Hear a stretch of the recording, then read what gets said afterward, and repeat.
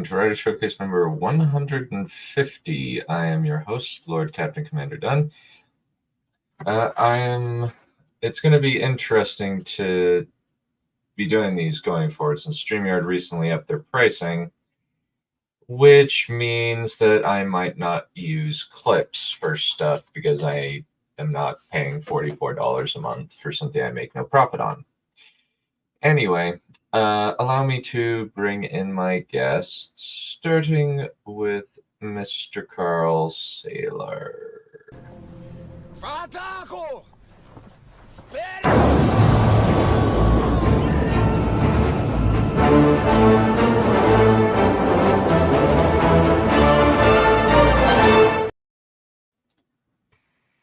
Hello, hello, hello.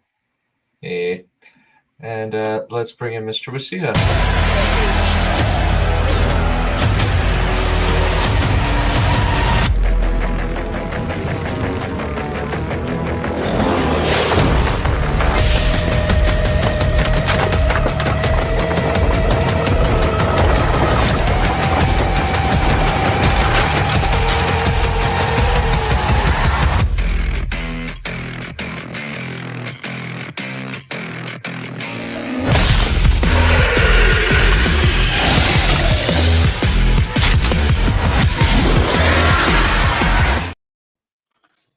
Hello. Hey. And let's sorry, go for it. Is my audio a lot better? A little bit. Yeah, it's a little bit better, yeah. Okay. Well, we'll see. And let's bring in Capillarian. I find your stupidity mildly amusing. Quite so. So, what was all that word about clips? So essentially, StreamYard has upped their prices from $10 to $44 per month. Oh boy.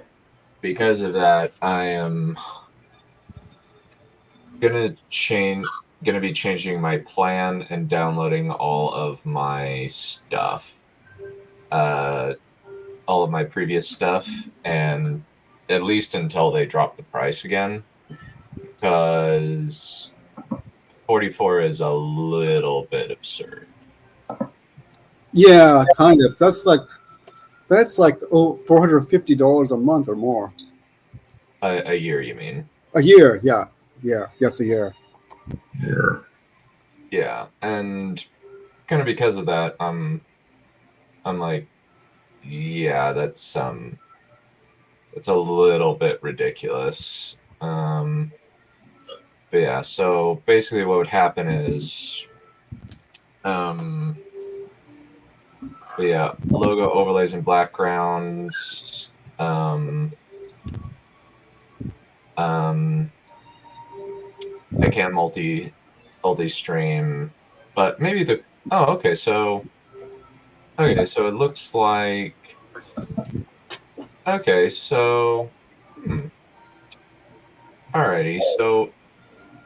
so clips are going to be reusable. It's just that there's no full 1080p, then reusable studios that could remake them.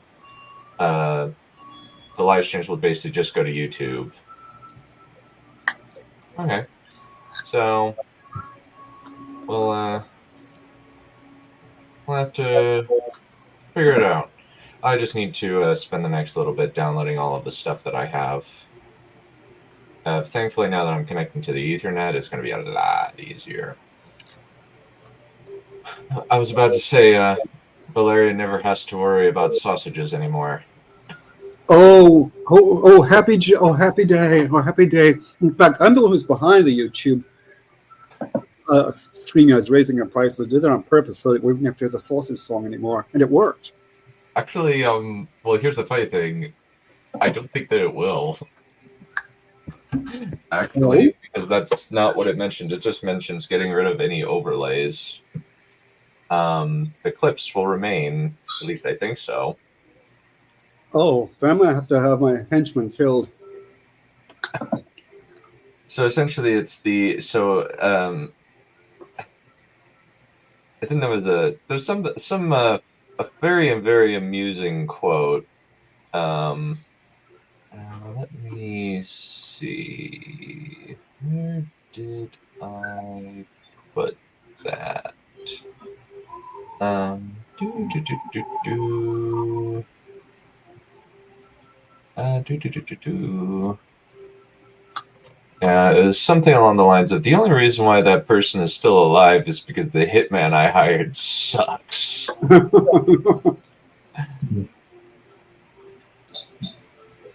And Indeed. We've all heard that most people are only alive because it's illegal to kill them. Kinda, yeah, that's fair of a lot of people. Kind of in a long line of people, unfortunately. Of course, then again, there is probably one or two people in the world who feels that about each of us. So, Oh, your own boy. head be it. I would honestly like that. I would honestly like that because then they would give us any of extra hate views.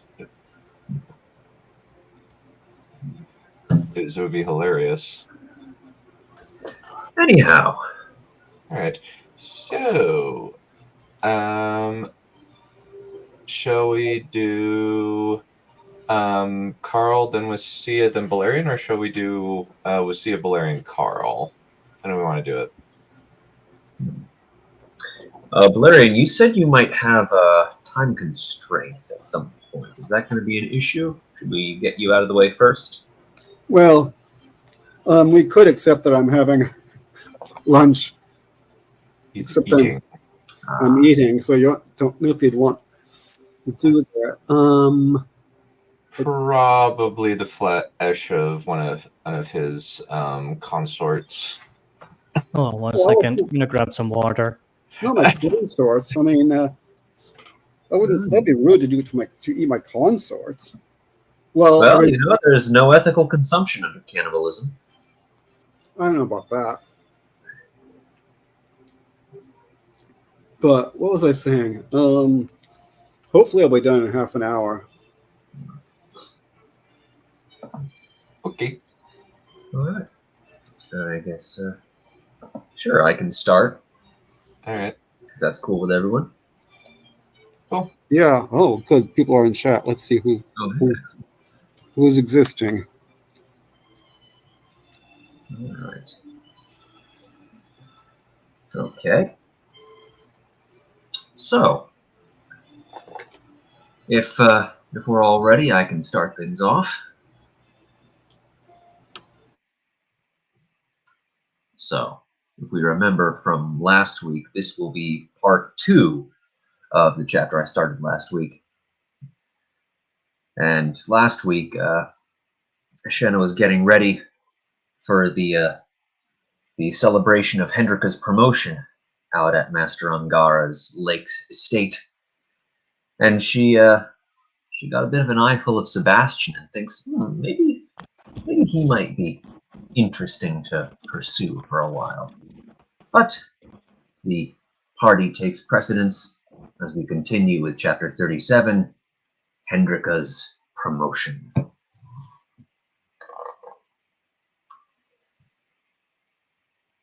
The dock below Master Angara's estate was already packed with people disembarking, even with the addition of several temporary floating pontoons. Shenna and Sebastian were forced to wait for nearly 10 minutes before an attendant waved them into position, and even then, Sebastian had to move the boat away to another area designed for watercraft stowage once Shenna had disembarked. In the meanwhile, Shenna continued up the steps and into the central courtyard. The open area was packed almost to bursting with guests, each one garbed more magnificently than the last. Every here and there a torch blazed with pure white light, atop a small pole, each one with a canopy of metal reflectors to direct the light downward onto the crowd. The air sparkled with conversation, perfumed further by the distant music of a small ensemble in a far corner. Shenna waded straight into the crowd, not intimidated in the slightest by the wealth on display. Indeed, she was displaying nearly as much as all the rest. She recognized precious few faces, yet she continued on, accepting and returning compliments as they came and stopping for a moment here and there to return a handshake or hold out her gloved hand to accept a gallant kiss. Every now and again, someone would stop Shenna and introduce themselves, and a quick conversation would pass between them before they moved on. Eventually, Shenna made her way to the center of the crowd, where Hendrika and Master Angara stood, receiving a steady stream of congratulations from a parade of guests. Shenna joined the queue of well-wishers, taking the time to try and come up with something unique to say. Yet when her time came, all she could come up with was, "Congratulations again on your promotion, Hendrika." "Thanks, Shenna," Hendrika said, giving her one firm, reassuring handshakes. "I can't wait to see your next project." "And Master Angara," Shenna turned her attention to the elderly gentleman with the mantle of black fur and the heavy walking stick. "Thank you so much for bringing me into the consortium. We'll never forget you." Master Angara nodded slowly. "Thank you for your good work that you've already done." He reached out a gnarled hand for Shenna to carefully shake. She filtered back into the crowd and, after mingling for a while, found herself wandering over to the main hall where a vast banquet table had been set out for all the guests. She picked over the offerings for a time, and then wandered off through a side passage to the library. Shenna lazily inspected the volumes on display, the collections of poetry, compositions in verse, tales of historical curiosities, travelogues from journeys in exotic faraway lands, and most notably of all, a book on the game of stones. Shenna at once hefted the volume onto a nearby table and dove in, moving past the introduction and content directory to the section on basic principles. The first section passed quickly, as Shenna was already familiar with most of the rules of play. There followed then a section about the long and storied culture surrounding the game. But this part Shenna skipped over and moved right on to the section about basic strategies. History and other curiosities could wait for another day. Right now, she had an urgent need to improve her skills before her next reckoning with Elira.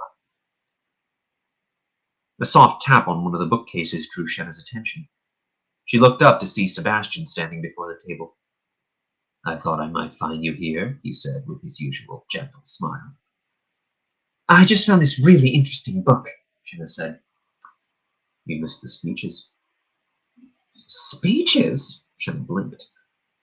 "Master Angara and Hendrika each made a speech before the crowd outside," Sebastian said. "Don't worry, you didn't miss much. A few humorous anecdotes, some words of wisdom, thank you for everyone coming out for the celebration. Nothing unexpected." "Good to know. Thank you," Shenna said, though a knot of shame remained in her stomach at having missed it. "I also wanted to let you know it's almost getting time to take in the banquet. Last call for anything to eat." "Oh!" Shenna quickly slipped a ribbon into the book and heaved it shut before dashing to join Sebastian in the main hall for one final snack. While frantically putting away as much food as could be gotten, Shenna glanced out the windows to find the sky already fully blackened with night. Just how long had she been engrossed in reading? After a time, the servants came about to take in what remained of the banquet. By this point, most of the non-consortium guests had already departed, and those who remained were starting to claim rooms on the upper floors for sleeping. Shenna returned to the library to collect the book before claiming a room. She still had a ways to go before she was done with it.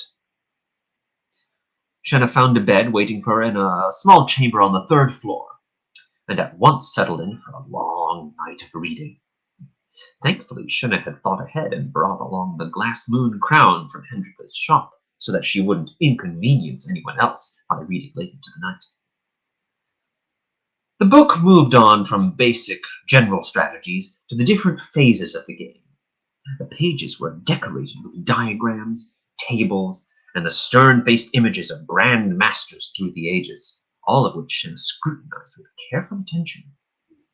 Soon, Shenna began to recognize some of the gambits that Elira had employed, and carefully committed to memory the counterplays to foil them. Yes, she would not be nearly so helpless the next time she met Elira for a game of stones. And then, suddenly, the glass moon went out. Shenna bit down a curse as she snatched the bauble from her head.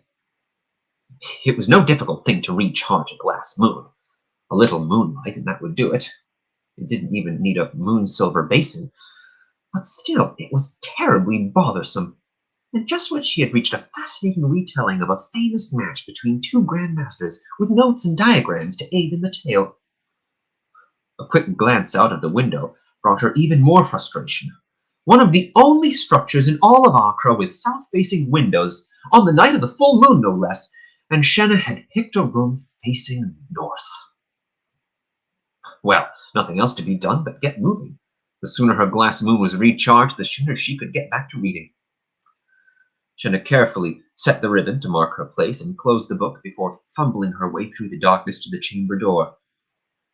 She opened the latch and urged it quietly open, creeping on tiptoes into the corridor as her eyes slowly adjusted to the gloom of night. Shenna moved slowly, acutely conscious of the doorways that lined the hallway and anxious not to disturb the people slumbering beyond them. Fortunately, she had selected a room on the third floor, which placed her close to the doorway that led out onto the battlements along the top of the wall. Once outside, she found the moon momentarily shrouded behind a thick mountain of cloud. As Shenna waited for the lazy wind to heave the clouds aside, she looked down at the courtyard below. It looked so different now that all the guests and well-wishers had departed and the torches put out. Like a vast bowl of gathered shadows. Beyond the far walls, the waters of Moon Lake shimmered with the muted reflection of the shrouded moon and the distant pinpricks of light from Accra beyond. A flicker of movement down in the courtyard drew Shenna's attention, and she looked to find 4 shadowy figures striding across the turf. The one in the lead was clearly Master Angara, bent and hunched over his heavy walking stick. One of the others looked like Hendrika, with 2 others unfamiliar, probably servants of a sort. Shenna watched the procession cross to the center of the courtyard and stop as Master Angara turned back to address Hendrika. She was too far away for hearing, but Shenna wondered what this midnight meeting could possibly be about. Could it be an unobtrusive departure? Some final nugget of sagely advice? A desperate plea for a surrogate father not to abandon everything he built? Suddenly, Shenna saw Hendrika take a step back. She might have taken another, but the 2 servants stepped forward and firmly grasped her by the arms, holding her in place. Then, as the clouds moved aside, bathing the courtyard in the cold glow of moonlight, Master Angara stood up straighter than Shenna had ever seen, threw his walking stick aside with more strength than had ever shown, and grasped Hendrika firmly by the shoulders. All of an instant, the 2 figures began to glow with silver light. The servant stepped quickly aside as a whirl of magic enveloped the 2 of them. Shenna stared at the scene below, transfixed by the maelstrom of light. After a moment or 2, she thought she could see another below, this one not white, but a dark, polluted shade of yellow. The second light seemed to flow out from Master Angara toward Hendrika. Finally, both lights abruptly vanished, leaving only Hendrika and the mantle of black fur that had once belonged to Master Angara lying carelessly on the ground. As for Master Angara himself, he was nowhere to be seen. The servants were the first to move, one collecting the walking stick, the other the fur mantle. Both items they handed to Hendrika, who took them without speaking and turned to leave the way they had come. As soon as all 3 figures had vanished back through a doorway, Shenna collapsed against a nearby battlement and released a breath she had not noticed she had been holding. Her heart was pounding, as if trying to escape her chest in fright. What had just happened to Master Angara? Had Hendrika murdered him? Had he tried to murder Hendrika and so forced her to defend herself? What of the servants? They had to be in on the plot, whatever it was. Was this some long-running thread of intrigue that had turned deadly at the last? Shenna quickly shook her head to drive away the panic running through her brain. Right now she needed to get back inside. Yes, back to her room. Shenna stood up and started for the doorway. The doorway leading back into the main building, where Hendrika had just entered. Shenna stopped just before the threshold. The woman who had just murdered Master Angara was in there somewhere. Had she taken a chamber on the 3rd floor? Would she see Shenna in the corridors? What would she do if she suspected that someone had witnessed the scene down in the courtyard? A million terrible thoughts flickered through Shenna's mind, like shadows dancing in the flames of her terror. If I wait, Shenna finally surmised, it will only make things worse. Taking a deep breath to steel her courage, Shenna opened the door and stepped quickly through it. She shut the door behind her as silently as she could manage, and immediately knotted up her skirts to stop the hem whispering across the stone floor. Then, even more carefully than when she had first come, she crept through the darkened corridor, barely willing to draw breath again until she reached her chamber door. It was only when Shenna closed the door behind her that she realized that she had completely forgotten to recharge her glass moon. Shenna shrugged and made her way to the bed. There was no way she was going to risk the darkness again tonight. She fumbled for the book, set it down on the bedside table, and slipped beneath the covers. She tried to calm her racing heart with slow, deep breaths, but soon found herself staring at the doorway, dreading the thought of what might possibly come through it if she dared to close her eyes at all. Shenna was not entirely sure if she slept at all that night. Eventually, after interminable hours, the cold light of dawn filtered through her window, and Shenna languidly got to her feet. Her skirt was still knotted up from the night before, and she groggily fumbled it loose before she stepped out into the corridor and wandered downstairs to the main hall. The servants should be setting out breakfast right now. Perhaps by the time they were done, Shenna would have recovered her appetite. Hendrika was passing through the main hall when Shenna entered. Shenna did her best to carry herself as if nothing at all were amiss. "Good morning," she said, heaving as much cheer into her voice as she could at this early hour. "Good morning," Hendrika grunted as they passed each other by. "Does she suspect?" Shenna thought suddenly. "Should I try to cover my tracks?"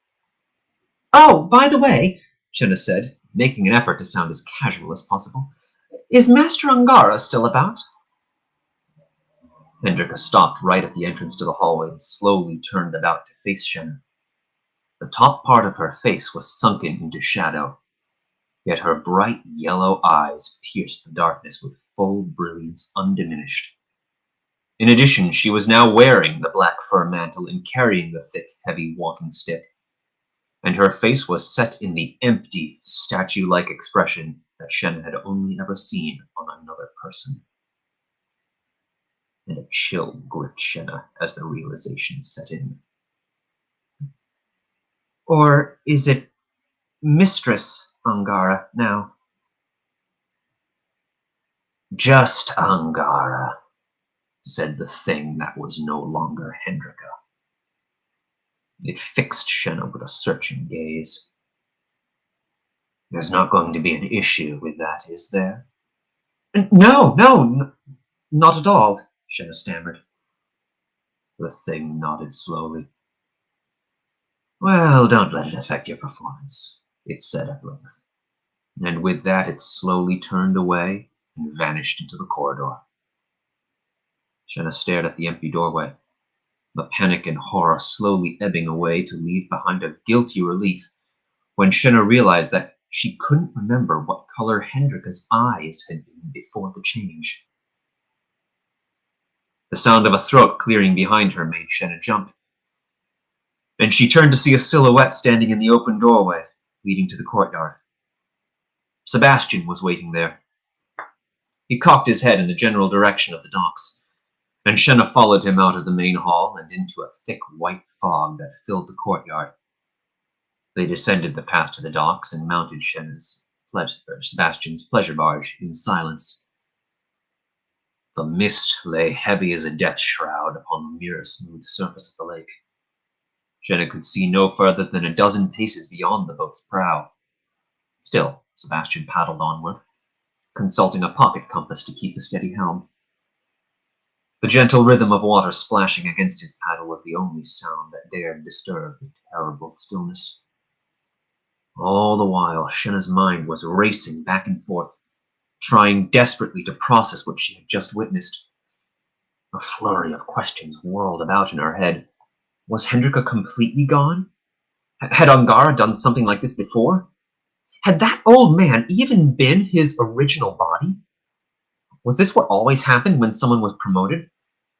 Was Shenna at risk of something similar happening to her if she accepted a promotion? And then a horrible realization came to Shenna. You knew. The accusation lingered in the air like an unwelcome spring frost. Sebastian continued paddling and only offered a simple, All this time, Shenna continued, you knew exactly what Angara is. Yeah, Sebastian said bluntly. And you didn't tell me. You wouldn't have stayed if I'd told you. You even suggested that I aim for a promotion. Shenna wheeled about, her eyes blazing with barely contained fury.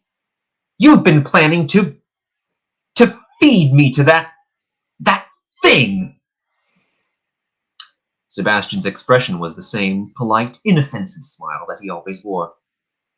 He gave a languid shrug. Evidently, I shall have to adjust my plans.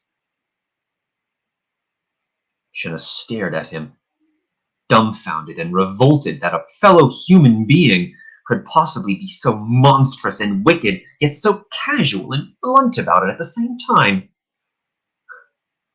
She didn't know who she should truly be afraid of. The thing that had consumed Hendrika, or the man standing ready to shovel more live bodies into its waiting maw. Sebastian raised an eyebrow. Was there anything else? Shenna snorted and turned away, forcing herself to look forward into the looming empty whiteness.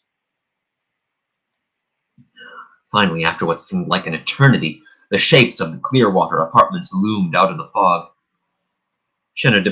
Sebastian deposited Shenna in the wharf, in the grotto, and departed without a word.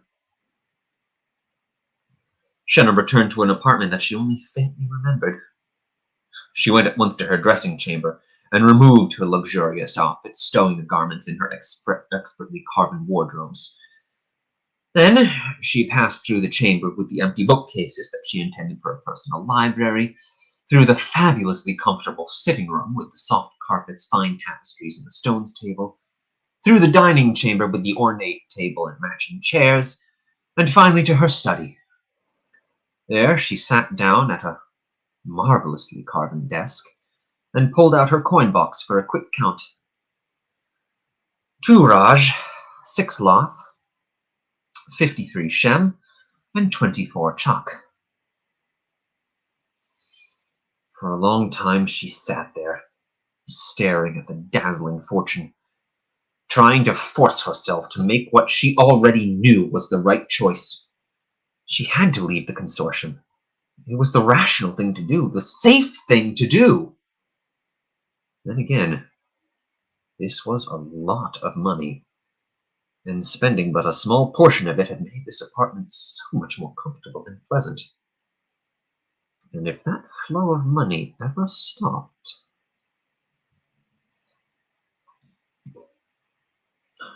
Finally, Shenna closed the coin box, put it roughly back in its place. She made her decision. She would remain with the consortium for just a little while longer. Only so long as it would take to store up enough money to live in a comfortable life here in Accra. And Shenna would definitely know once she had enough. She would know, wouldn't she? Sebastian arrived to collect Shenna the next morning, and they departed for Gold River in complete silence. And that's that. Very nice. Before we go into feedback, we have somebody in the back room. Yes, yes.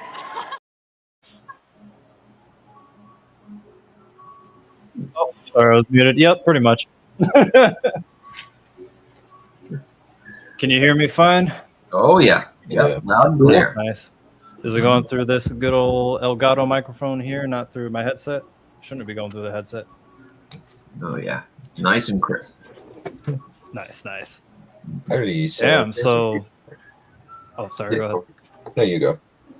Oh, damn, seems like Shenna was crushing on a guy, and then he broke her heart again. Lovely. Yeah, funny how that happens. Isn't She that has like the second no guy in the lucky story? men, does she? Well, Yeah, I know isn't that like Sebastian the hasn't got second en- guy in the story who did that to her? Oh yeah. but at least he didn't get. But Sebastian's not engaged yet. They could still get married. Yeah, I think that's very much off the table at this point. Oh, this is such a tragic moment. Yeah, very, very tragic indeed. Mhm.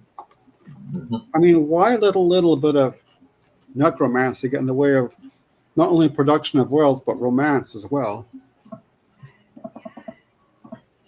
When you put necromancy and romance together, I immediately think of necrophilia for some reason. Do you now? Yeah. Hmm. Yeah, Oh. especially about good old Ted Bundy and Jeffrey Dahmer. Oh, that's a little too romantic. Depends Yeah, what you're into. Yeah, two of the worst human beings on the face of the planet who have ever lived on the face of the planet. Yep. In fact, I think Jeffrey Dahmer isn't Jeffrey Dahmer before your time. That's from the 90s. Yeah, there was a documentary on his life on Netflix, as well as a series, a dramatized series about it. Yeah, the dramatized one is really weird. I'm looking at that like, why was this made exactly? I don't Who know. likes this? This is Well, concerning. Hopefully, Documentary makes sense.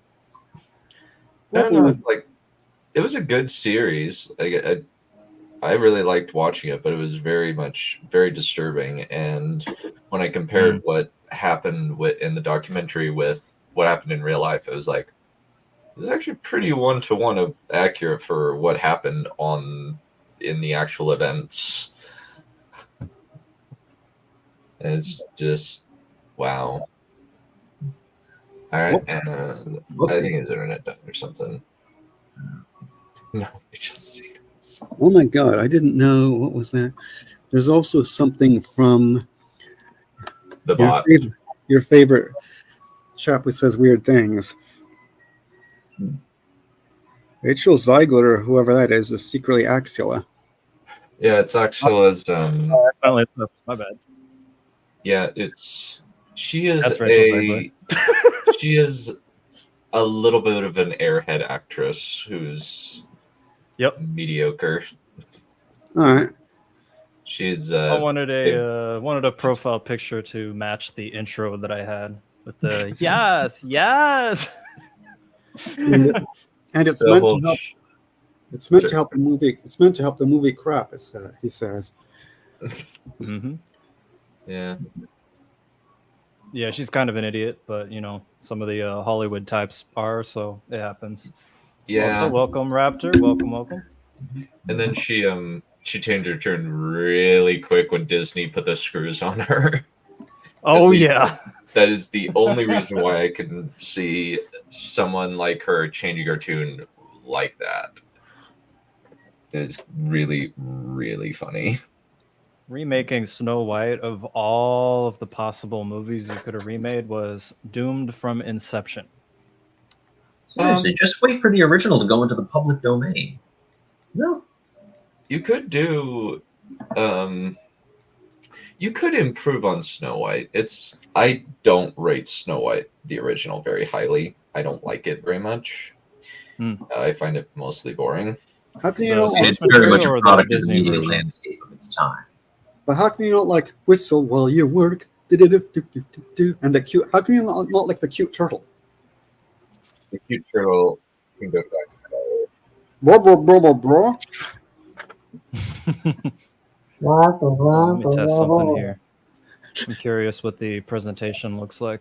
Share screen. Anyways, more thoughts on the twist? So what is Angara?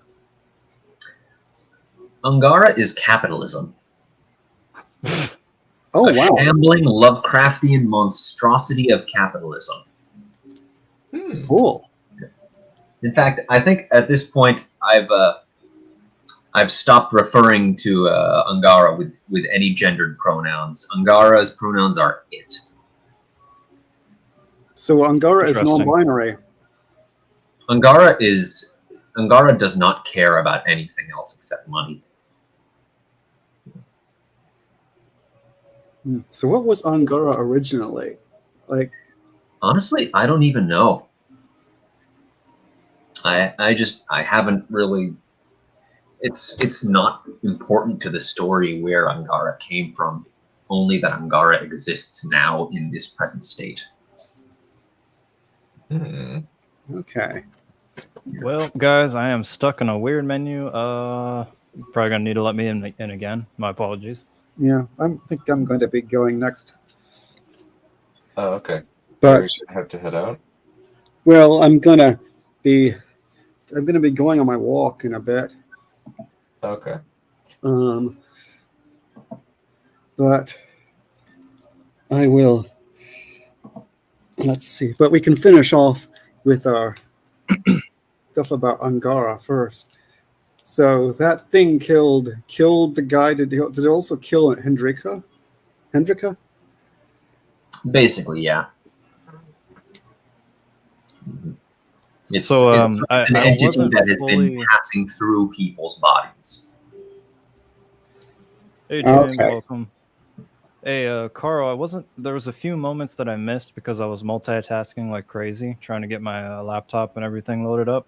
What exactly did Sebastian do that really upset Shanna? Well, it's something that passed through a couple of other chapters a while back. But he was the one who brought her into the consortium, the one who recruited her. And over the past few chapters, he's sort of been nudging her to say, you know what, you should actually seek a promotion. Yeah. And it's kind of, we get a sense that he's been sort of buttering her up and trying to get her to ultimately follow in Hendrika's footsteps and have Angara ultimately consume Shenna in the same way. So she's being buttered up so that Angara can munch on her. Yeah, and Interesting. we'll eventually see what Sebastian's what he gets out of it. But for now, he's just generically shitty. I say Angara though, butter has a lot of cholesterol. Are you sure that's healthy?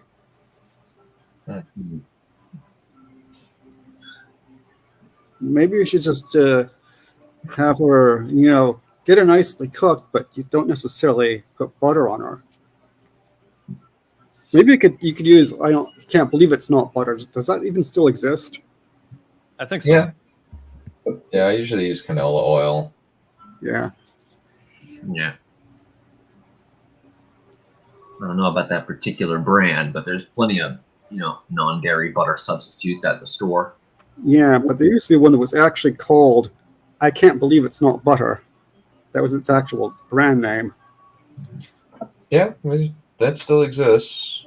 Okay, good. I'm glad that some things remain in this sublunary world. Mm-hmm. Yeah. Yeah. Yep, it's there. Yeah, if it didn't exist, I would have given it anymore. I would have totally given you a hug. I wouldn't go for the fake, whatever they are, like alternative butters because I don't really know if they can be trusted. If you want to like do like a dairy-free substitute that's also healthy, ghee is really good. And also done, you should probably not use canola oil. That's really bad for our blood flow. I would use olive oil or hemp oil or coconut oil. That's what I use to cook. Love that stuff. Ghee is not inherently non-dairy. It's used from it's from milk. Okay. I didn't know that. I can't remember. I had a weird feeling as I was saying it. I thought, oh God, I'm probably very wrong as I'm saying this, aren't I? I mean, I'm sure there probably is somewhere a non-dairy version of it, but I mean, then you're just pushing the same. Yeah, probably one of those like health food places, alternative butters made out of plants or whatever. I'd like to give that a try, actually, see what that tastes like. People who don't want to be mean to the poor moo cows. Well, there are people who are lactose intolerant or Indian. You know how like Indian folks they venerate cows, so it kind of makes sense. Well, I mean, it's from India. That's where the name comes from. It's Sanskrit. Yeah. Yeah, I used to know what ghee was, but I've forgotten. Clarified butter, is that what it is?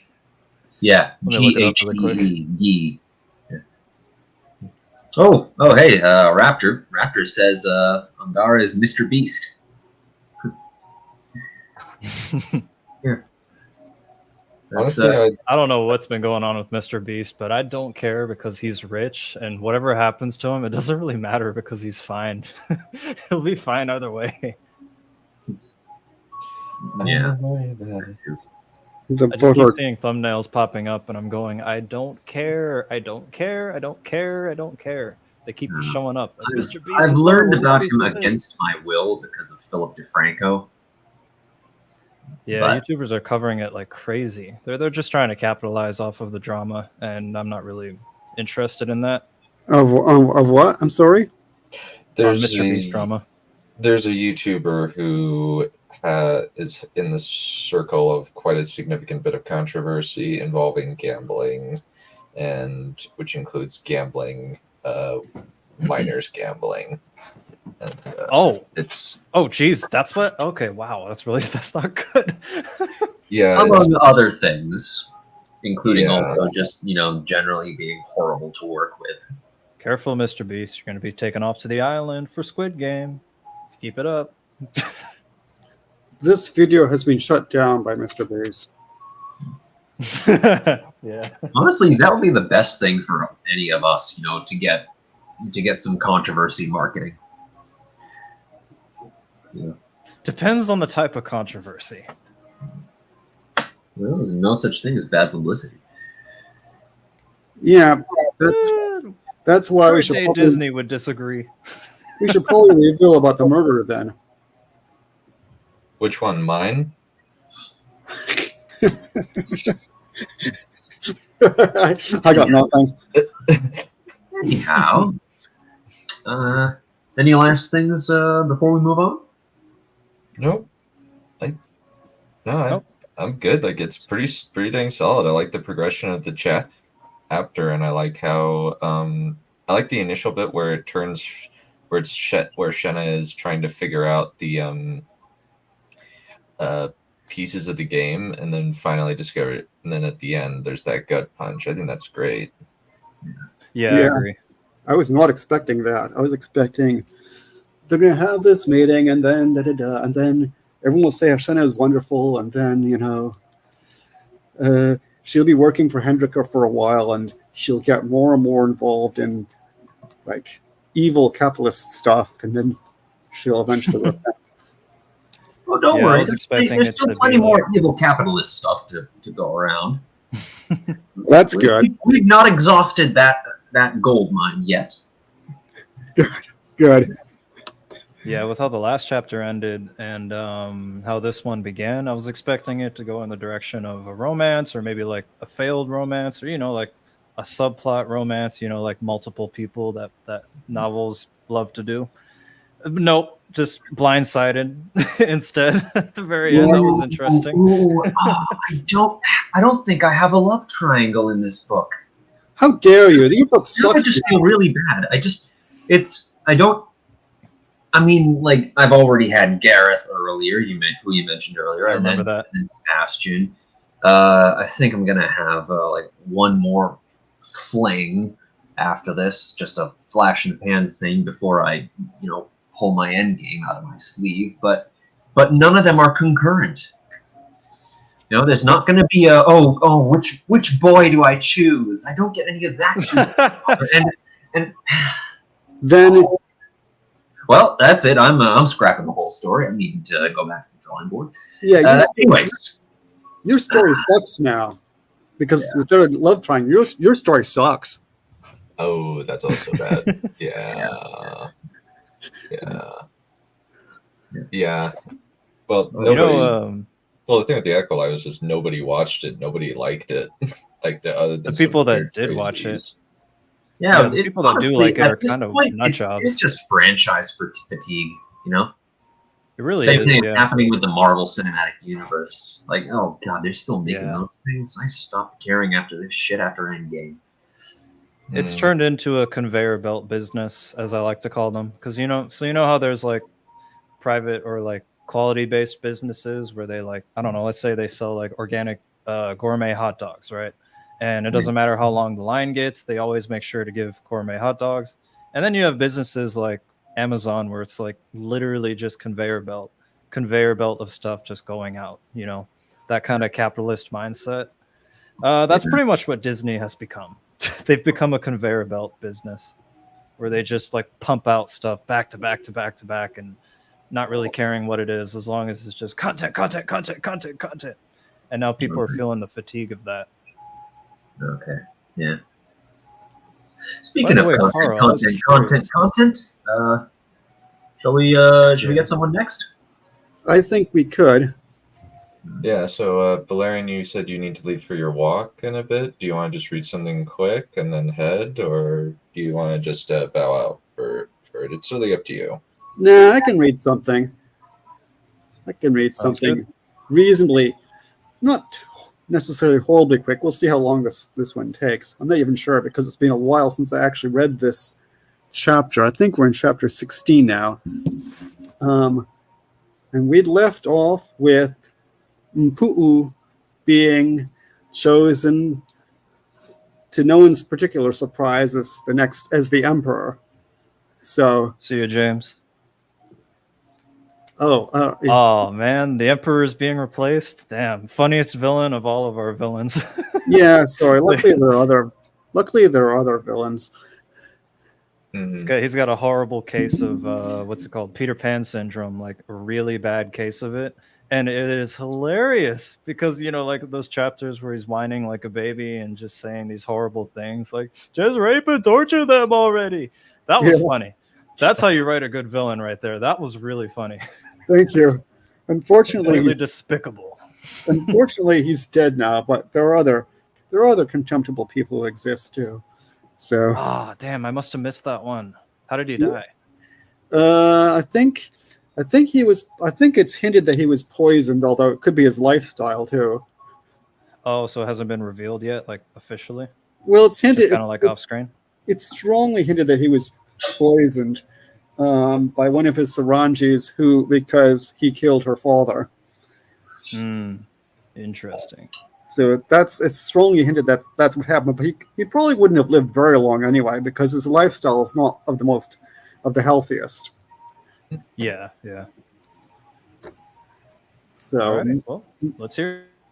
So while all that was going on, at the same time we have the castle of Tserthaton, which is Lady Margaret's castle, is besieged by an army from the Empire, sent by the Emperor Akwekwe.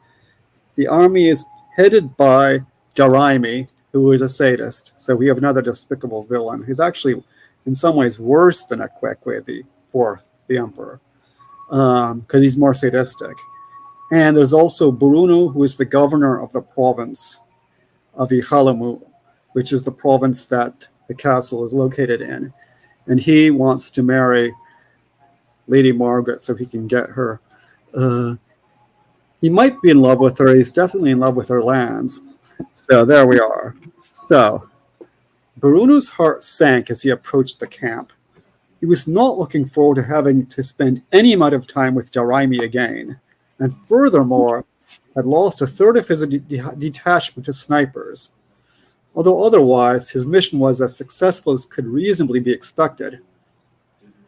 2 weeks ago, scouts had brought word that the nearby town of Anathos had been sending supplies to the castle Serthaton, and that the mayor and town elders had reluctantly agreed to free their slaves, at least nominally.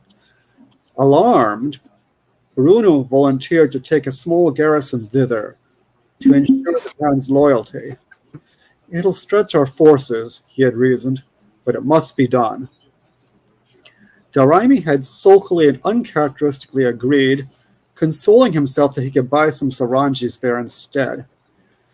But he made up for it by tossing a cartload of expletives in Bruno's direction. Nothing unusual there.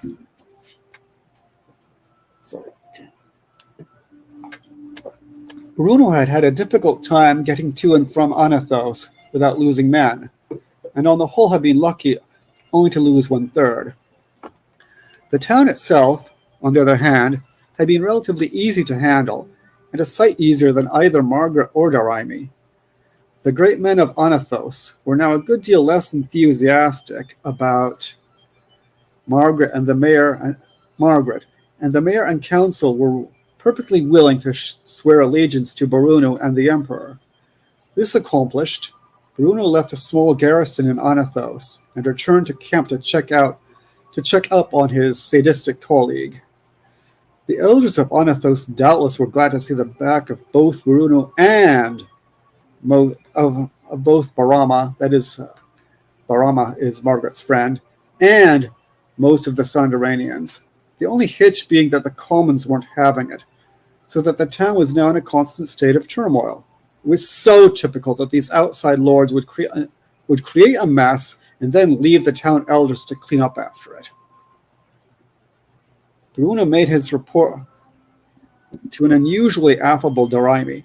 Probably this meant that he'd been spending the last couple of weeks in raping and similar pursuits. Bruno decided that he'd, on the whole, rather not know. He was just finishing his report when a messenger arrived from court. Bruno knew the message must be important, since not only the envelope, but the messenger's entire costume was in bright crimson. "May great ones pardon me," he droned in a rather perfunctory attempt at a voice broken with sobbing. It was considered proper for messengers announcing the death of an emperor to adopt a manner of extreme grief, even rolling and writhing on the ground, regardless of how they really felt. Probably the messenger was actually annoyed at having to leave the capital for this god-forsaken place, and what had exalted blessed be his memory done for him lately. But he knew that feigning emotions was part of the job. "May great ones pardon me, but my heart is weighed down with sorrow." "What? Is there bad news from the court?" said Bruno.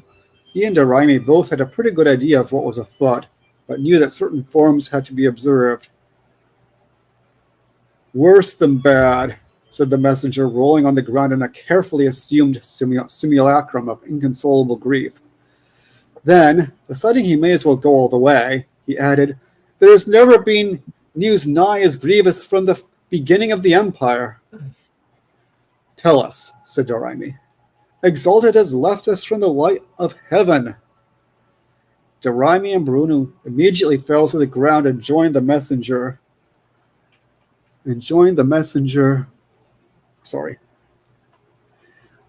As he writhed in agony. Not, again, that actually felt any agony, or even regret. Needless to say, they got up and dusted themselves off as soon as seemed politic. Bruno had never terribly liked a Queque, and even Daraimi, who was a bit more of his type, was fonder of being able to get away with his sadistic excesses than of the emperor himself. If only that bore of an Mpu'u, or worse yet, Ju'arama, didn't become emperor. Sara, the mad one, the criminally insane one, would be best, followed by Akwekwe the younger, who was too stupid to do much of anything. Doraime wasn't too sure of Zende, but here was that provincial fool bleating again. Heaven receive exalted soul and hasten to send us another as glorious, if such be possible, said Bruno. Truly, said Doraime and the messenger. Doraime then offered the messenger refreshment, much against his will, but one could not be stingy with emissaries from court, and sent him upon his way. As soon as the messenger was safely gone, Doraime and Bruno came swiftly to the conclusion that they must keep the news to themselves.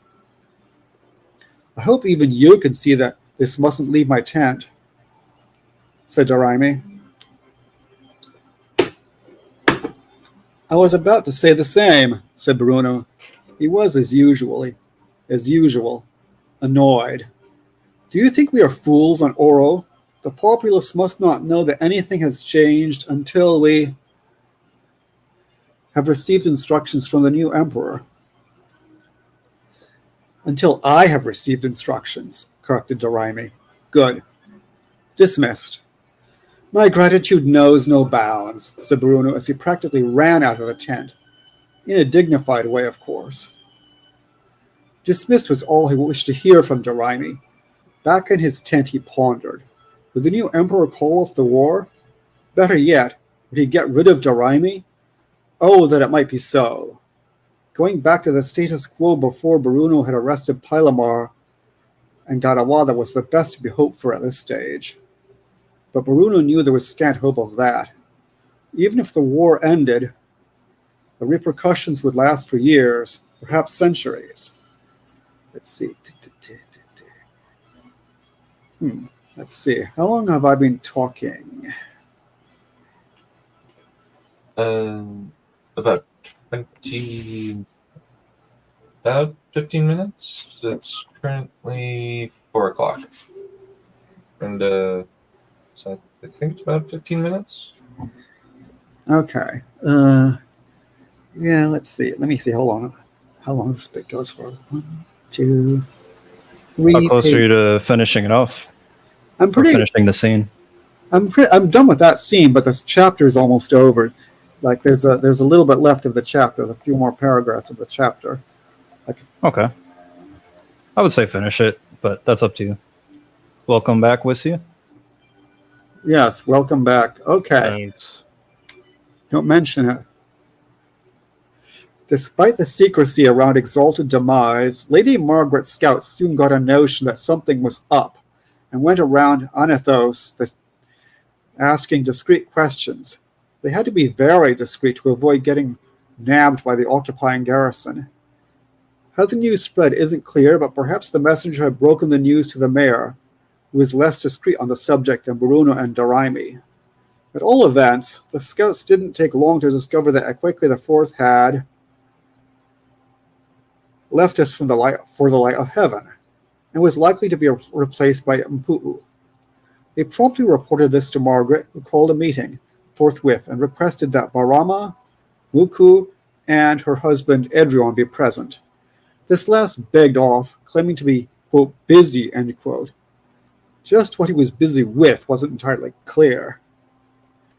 He said it was estate accounts, but perhaps he was just hiding. The siege of Tsirthaton was more than he had bargained for. When Barama and Muku had arrived in her study, Margaret promptly... Oh, God. Sorry. This is almost like... Anyway. Margaret... I'm going to have to change that to something else. Promptly brought them up to date on the news from court, although they had seemed to have a pretty good idea of it anyway. Hurrah! Barama stomped his feet. The tyrant is dead. One tyrant is dead, interposed Muku, making a note on his tablet. There will be others. Brach, Ninuyan, Bazishamna, sorry. Brach, Ninuyan, Bazishamma, Bahri. Evil never ceases in human affairs. Margaret sighed and wrung her hands. I'm torn. After I quickly had my parents murdered, I wanted never to have anything to do with the Empire again. Never. And the devastation of my vassals to the north and east, the siege of Certheton, how much will we have to suffer? Maybe the new emperor will just leave us alone? Suggested Barama, but he didn't look convinced and fiddled nervously with his hair. I doubt it, said Margaret grimly. From their point of view, aren't we rebels? Muku raised his left hand while continuing to write notes with his right. Technically, perhaps yes, but we didn't start the rebellion. We sent a remonstrance, and then they sent the army to hound us. We only fought in self-defense. Most emperors would not accept that excuse, but some might. Joarama probably would. Granted that his chances of becoming emperor are slim, so who knows what the next emperor will do. Margaret scratched her head, a habit she supposed she must have picked up from her father, though she couldn't remember doing it as a child. Who knows indeed, she mused. I don't know Joarama at all, but I wonder if Mpu'u might be more amenable than his father. He seems more decent, or anyway less indecent.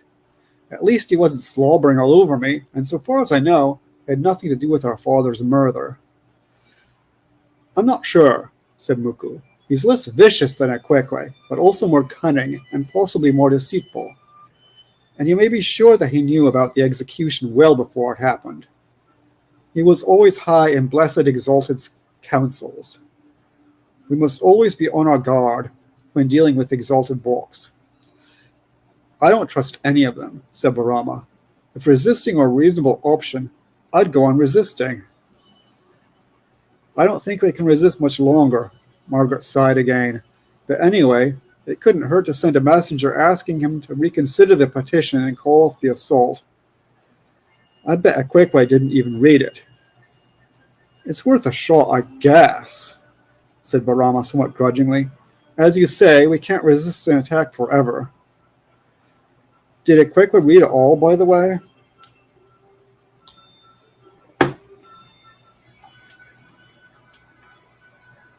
I doubt it, said Margaret with a sarcastic laugh.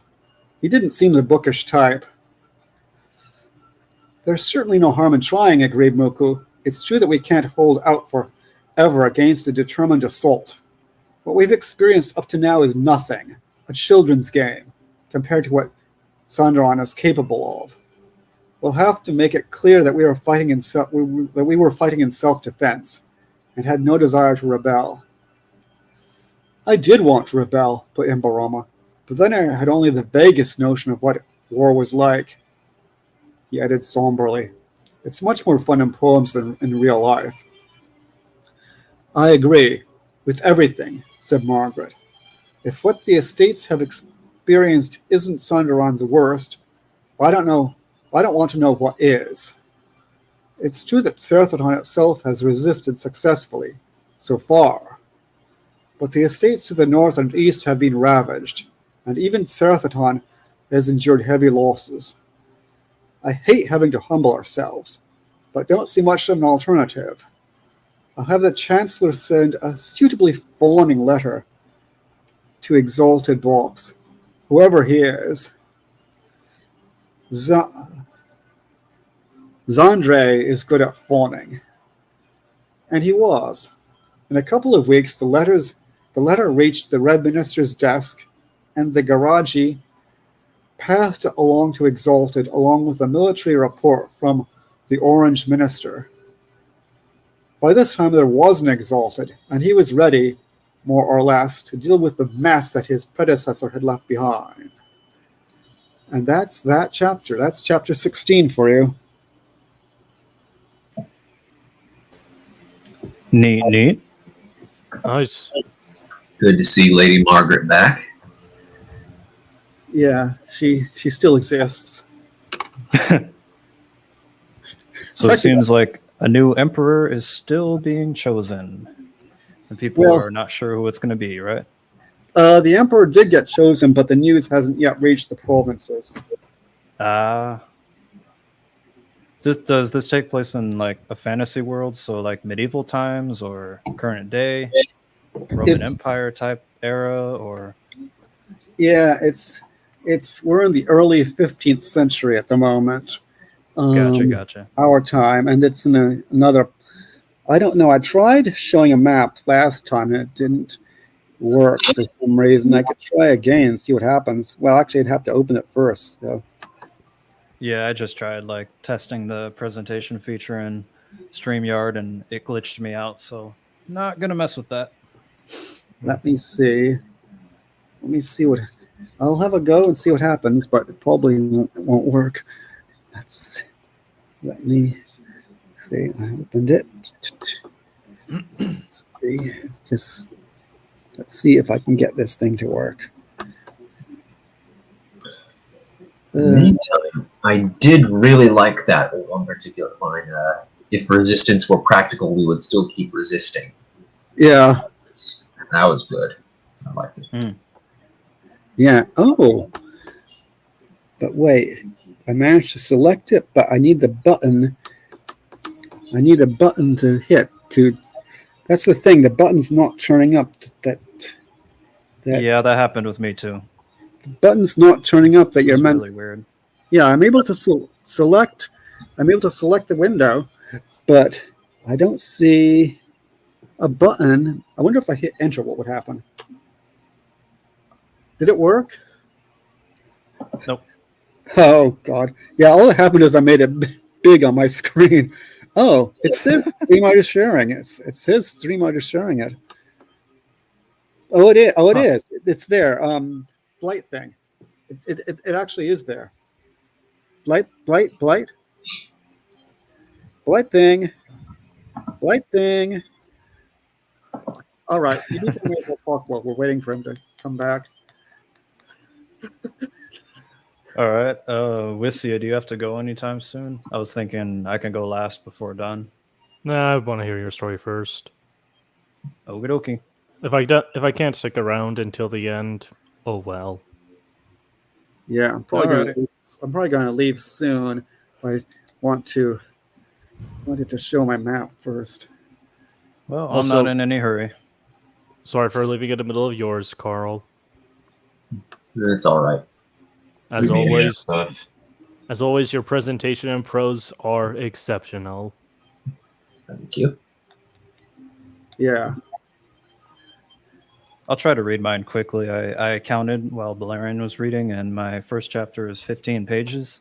So I'm not sure how many words it is. I didn't check, but a lot of it is quotes. So you know how quotes like take up an entire indentation. So it shouldn't be too long. I'll Blight try thing? to like speak quickly.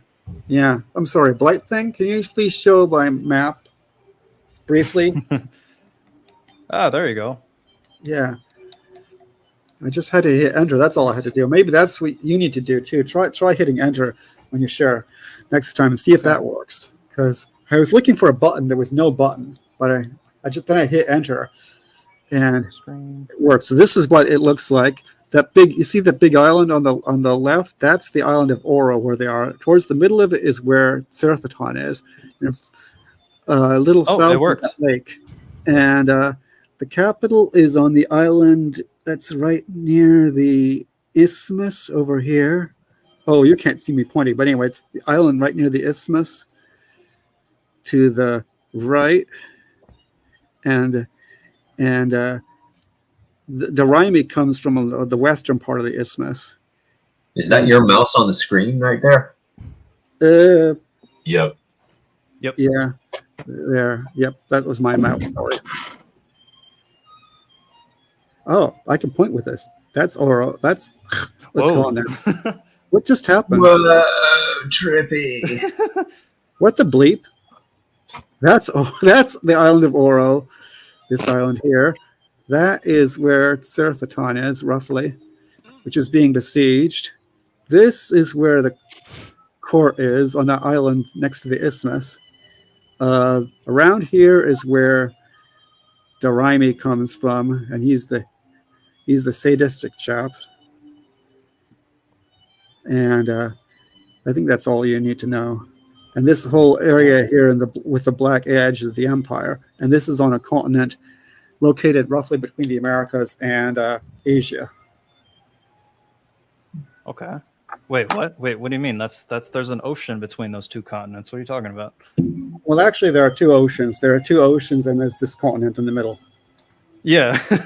Oh, so So you're saying that this would be like a fictional continent somewhere in the Pacific or Atlantic? No, it's real. In the Pacific. No, it's real. Oh, interesting. Okay. Not actually real. Just saying that. Bruh. It's basically like Africa, or the continent of the American continent. Oh, yeah, that does look like the top part of Africa. A little bit different, but yeah, that makes sense. I mean, technically speaking, Africa and Asia are the same continent. They're connected. It's just that, we kind of differentiate the two. It's crazy when you think about it.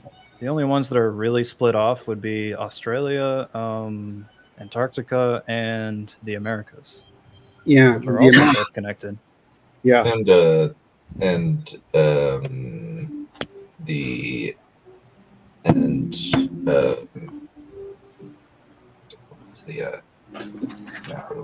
never remember what, since it's Antarctica and what's the other one?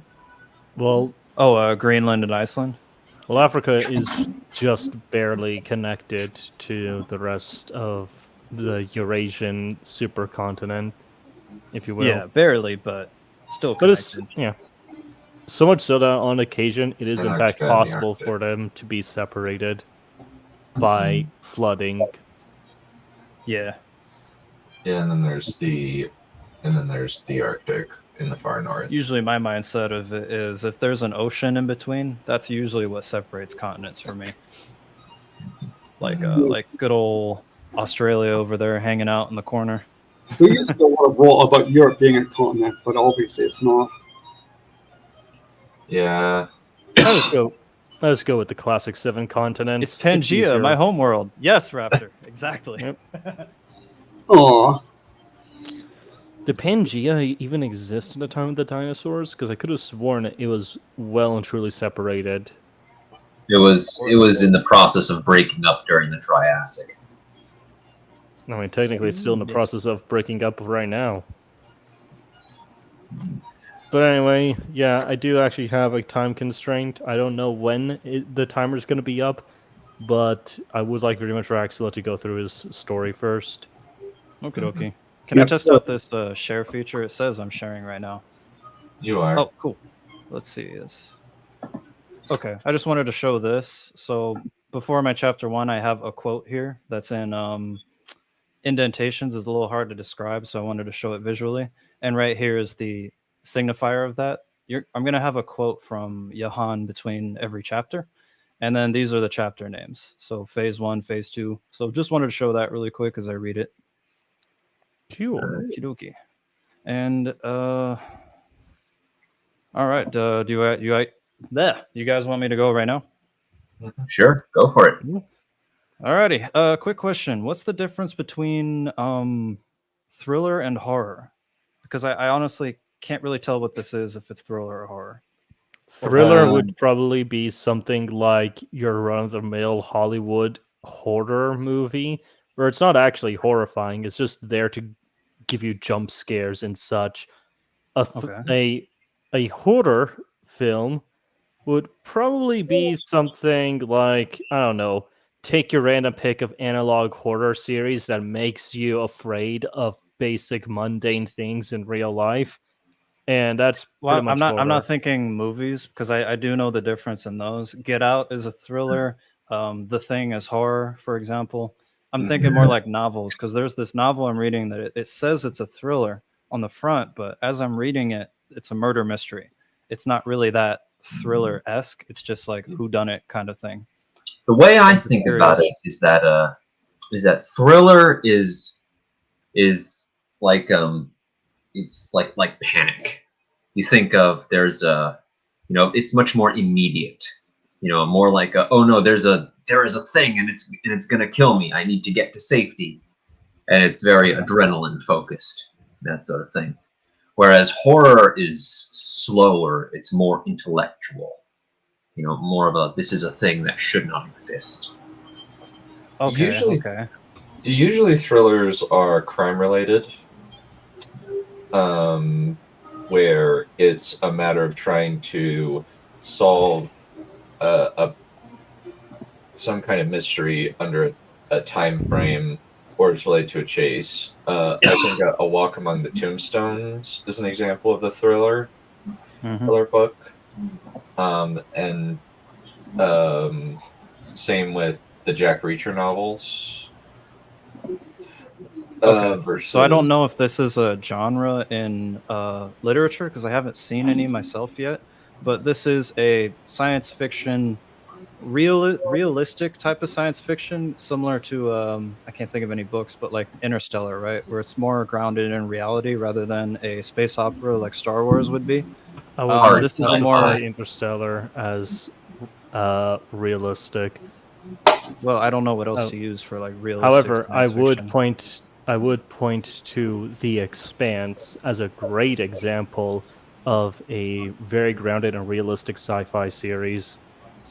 Yeah, that's kind of what this is, but it's also I'm combining the two genres of haunted house, cabin in the woods, paranormal, supernatural, combined with science fiction set in the far future. That's pretty much what this story is. I'm this like the one you- combining the two together. Is this what you were reading before? The same story? Nope.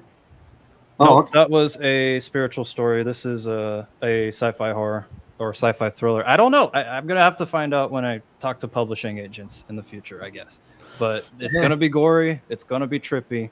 It's gonna have tons of tension. And I kind of Genre will started sort it off out. with the bat Sort swinging. itself out eventually. Yeah, Don't worry about Don't- genre.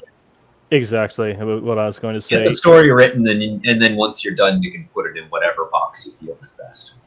Yep, that's what I did. Yeah. I don't really care about genre. I'm just sort of doing my thing.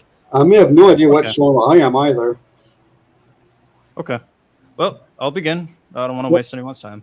All right. So this is Astradia. I decided that, unlike the one I was presenting before, that one's a bit more controversial where it goes. I'd rather that be my second story. This is going to be I'm going to give this one my all. It's not too long. Probably going to be about 10 chapters long. Think of something like Alien or The Thing. It's pretty much like that in a way, but like way more trippy. And it's called Astradia. And so I'm going to begin with the quote from Mr. Jahan. It's been a while since I've presented or read something out loud, so You got very, very forgive me loud. if I stutter. Wait, what? You got very, very loud. Everyone else okay with my volume? Yeah, Is your it- volume's fine. Oh, okay, good. Let me know if anything goes wrong audio-wise. Yeah, I'm a bit nervous. I'm going to try to give it my best. Okay. All right, so beginning with the quote before chapter 1. Why Pluto? I know you all may be asking yourselves this very question. That desolate cold rock, way out there in the ruthless, bitter darkness of space? Johan, are you insane? Well, my friends, let me ask you this. Did ancient Earth ever believe we would stand here today? Did Neil Armstrong ever picture anything like this office right here before us right now, with this gorgeous view of the ice and the sands? Did Dr. King ever see us united as one with the Ixani as well as each other? All of us, brothers and sisters, joined together with one ambition, one cause, to explore the stars? Do you reckon JFK ever saw us here, one day, colonizing and expanding into each of Sol and Kular's remarkable moons? When he took that... Oh, there's a typo here. When Neil Armstrong took that great ambitious sleep... No, my bad. When he took that great ambitious leap in the first Cold War to land a man on Earth's moon, I will tell you this much, my friends. I have a vision. What you see now before you is a desolate, dark, and cold heap of a rock orbiting the outermost edges of our beloved star. Barely a planet, barely a moon, nearly uninhabitable. But did not the European-born say the same thing about Tarvos? Did not the Martian-born all those years ago say Saturn's rings are a lost cause? Look at them now. A remarkable kingdom. What ambition. You know what I see, folks? I see an opportunity. What you see before you is an impossibility. I see a challenge. Ladies and gentlemen, I envision paradise. I don't propose another measly colony like Europa or a kingdom like the Saturnian rings. But think bigger. I want Pluto to be a refuge. Picture with me now a vacation getaway of interstellar exploration. I see resorts, fountains, wildlife, nightlife, casinos, ships and cruisers, all of them peacefully floating in orbit as far as the eye can see. While below, lights, baby, lights. Ladies and gentlemen of the board, when you think of Pluto decades from now, think not of the bitter cold darkness with no trace of sun or light, but rather imagine a city. Imagine a nightlife experience of your wildest dreams. When visitors from far and beyond, those of us returning home to Seoul, or those of us visiting or leaving, I want everyone to see the glistening neon vibrance of Australia. I want every vacationer from far and wide to enjoy the greatest luxury experience of their lives. Vegas? Bigger. Paris? Better. Neil Armstrong's footprint? Bolder. The Martian ice? Grander. Ladies and gentlemen of the board, let me ask you this. Neil Armstrong took that first step which led us here today, and now we all stand in this gorgeous office overlooking this fantastical view here in the wondrous icy DeCalibre. When one man took one small step for man, he knew that he was setting the stage for humanity's greatest frontier. The final frontier, as Mr. Kirk famously quoted. Now, look at us all here today. Ladies and gentlemen, let me ask you this.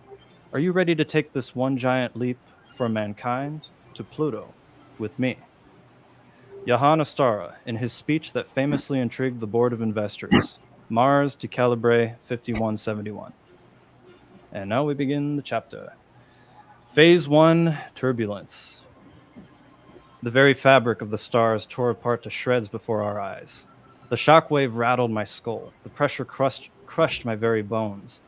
The metal rattled, the lights flared violently. The fabric of space-time was grabbed and stretched, pulled apart like a thread, and then violently thrown back to all of us like a spring, only to recoil together in a jarring and tumultuous rebound. We were traveling. We spanned.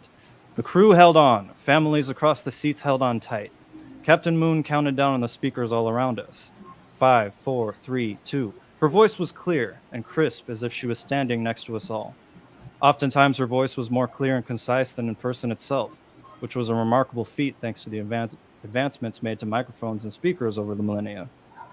I held the guardrails of my own seat tight. Tannic reached over and grabbed my shoulder. Like an airplane in takeoff, the entire reclamation shook and thundered. The metal and the lights around us rattled loudly. My fist grew red atop the metal rails of my seat. Markin, hold on! It was far too loud to hear him. Everything shook, everything lit up. Outside the window, I watched. By the way, someone's mic is on. I can hear you breathing.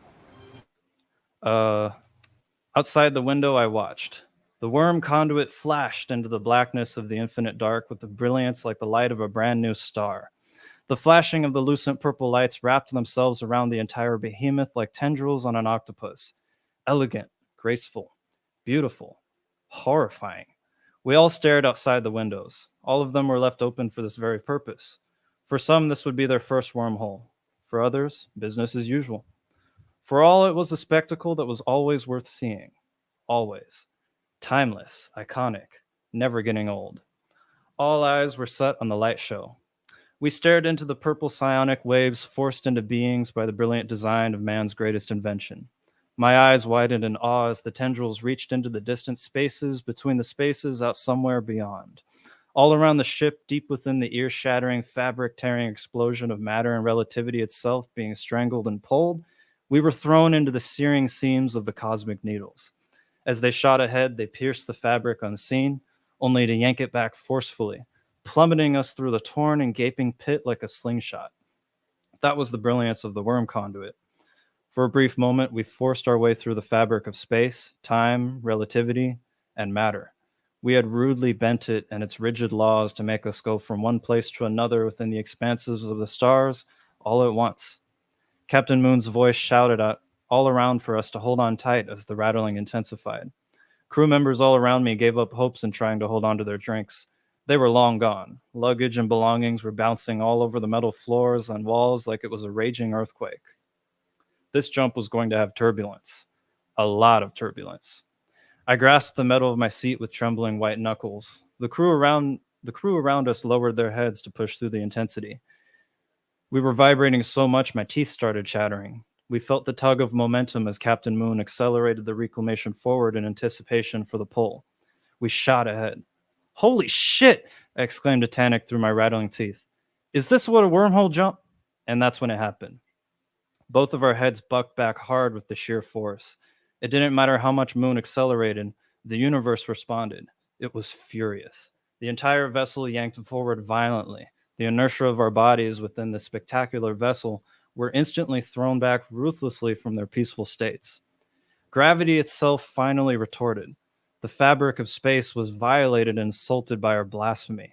Like mocking God or nature, the beast of reality and law pulled back into place that which was unnaturally bent.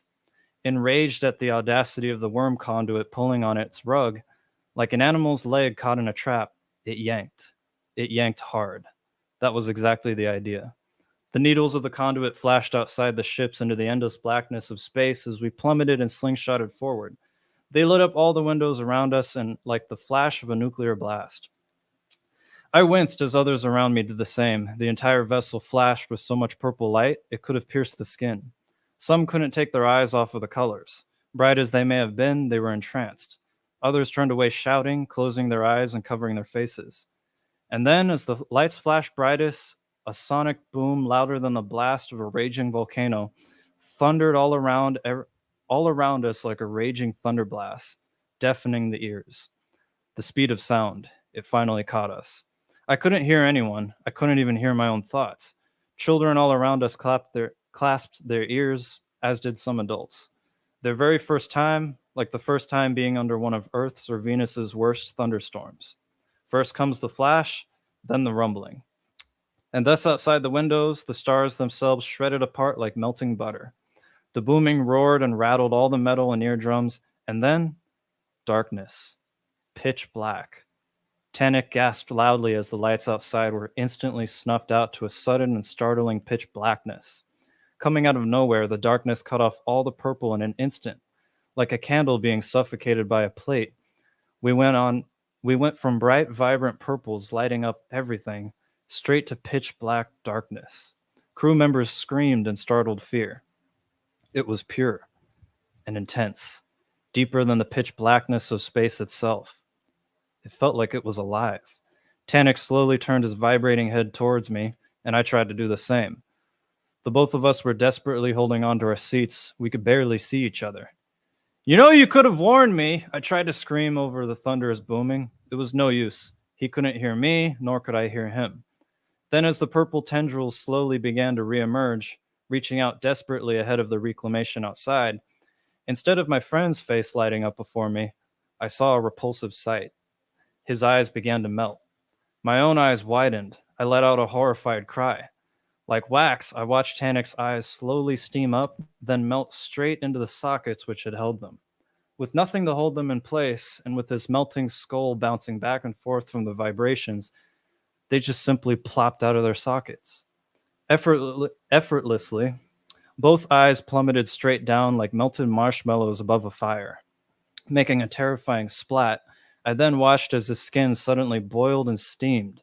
The very tissues and tendons crumbled away, piece by piece. Each muscle, tendon, ligament, I watched them all simultaneously melt and boil. They each began to fall, one by one, pieces of his face, from the layers of the surface to the muscles underneath, they splattered onto the ground below. I looked down and stared at them. They melted into the metal floor like hot burning wax, as I could smell the horrifying smell of melting flesh. I looked back up and I stared at a skeletal face. The muscles remaining were desperately holding on for dear life. The hideous thing looked at me with worry, half of an eyebrow that remained lashed on, arched inward like it was concerned. Gaping eye sockets looked back at me like little black holes, completely void of any light or life. Markin! Hey! You all right? Somehow it tried to yell over the noise of the rattling. I screamed. I screamed loudly. A second sonic boom rattled the entire vessel like the blast of a nuclear bomb. It drowned Tannic out completely, including everyone and everything, and this one was so loud the entire reclamation shook violently from side to side. I screamed in horror at his melting face, and I instinctively jumped out of my seat.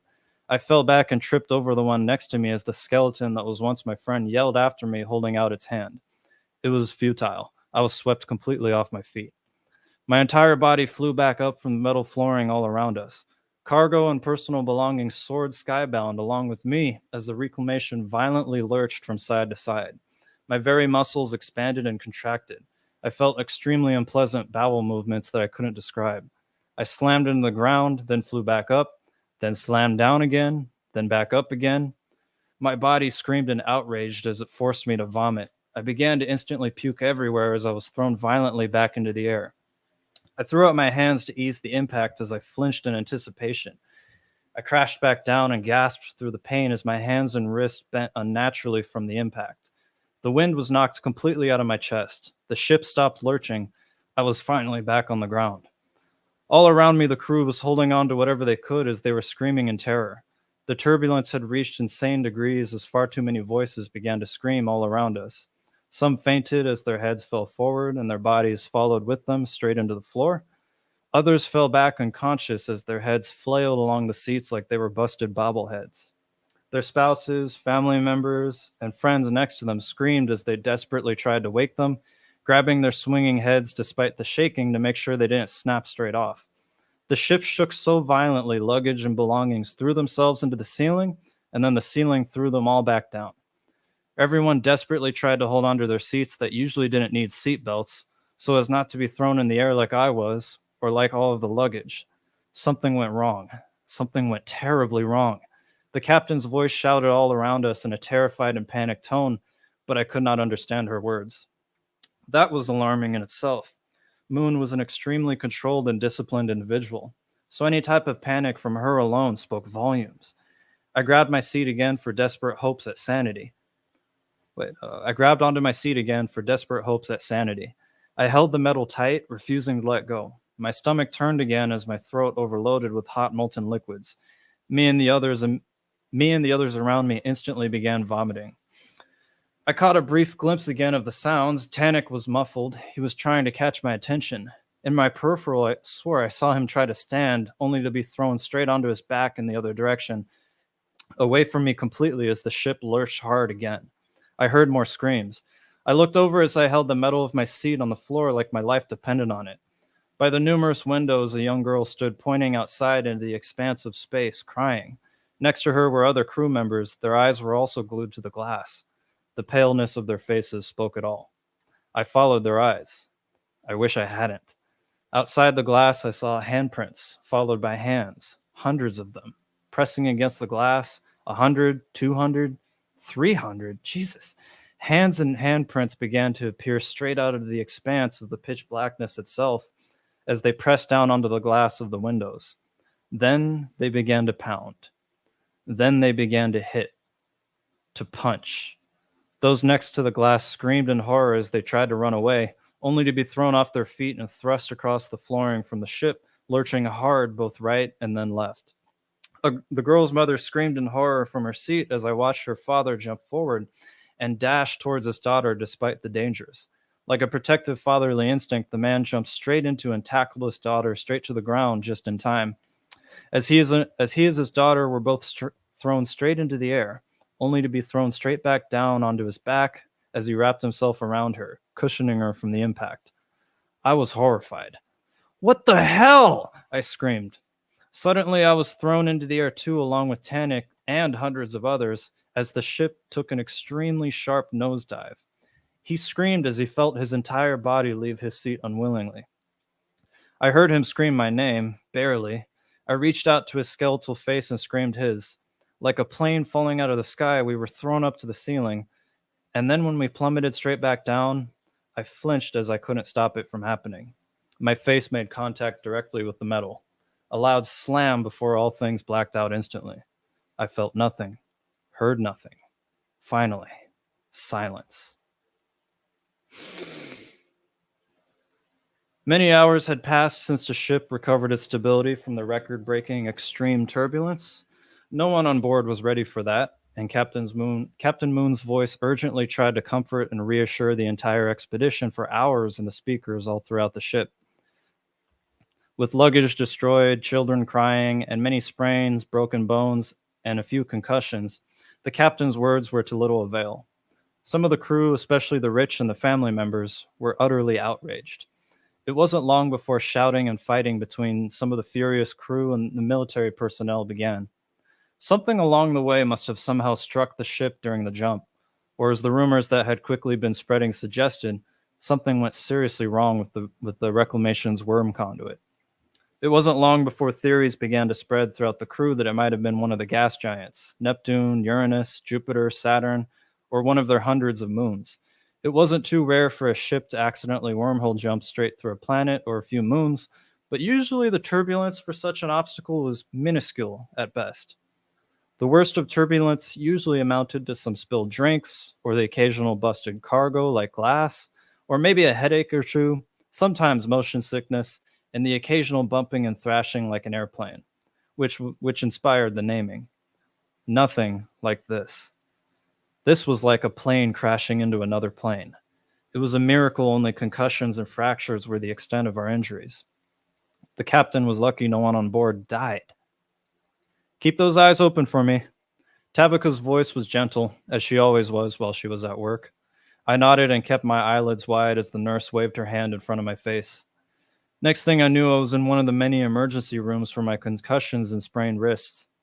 All of the ERs aboard the Reclamation were taken. Some had lines, long lines.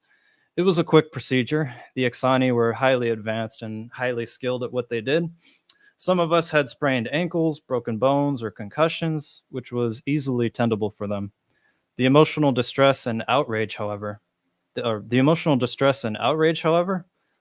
was trickier, but also tendable. Each checkup was an uncomfortable but very quick 3 minutes for each of us, tops. The Ixani nurses and doctors were incredibly efficient at what they did. I was grateful that the nurse assigned to me was someone I knew, at least. Anyone else, and it would have been extremely uncomfortable to fully admit exactly why I left my seat during the chaos. Holding my eyes open, Tavika's forefingers opened up to show her smooth yet scaly palm. She held it towards me as she concentrated and produced a small white beam of light. Small as a pebble, just above the surface of her skin, she quickly waved it in front of my face as she looked closely with her 4 eyes at the dilated pupils of my one single pair. Nodding to herself, Tavika quickly closed her palm, snuffing out the white light instantly. Now, let's check your neurological vitals. I nodded again. She already cured my concussions and helped the healing process for my hands.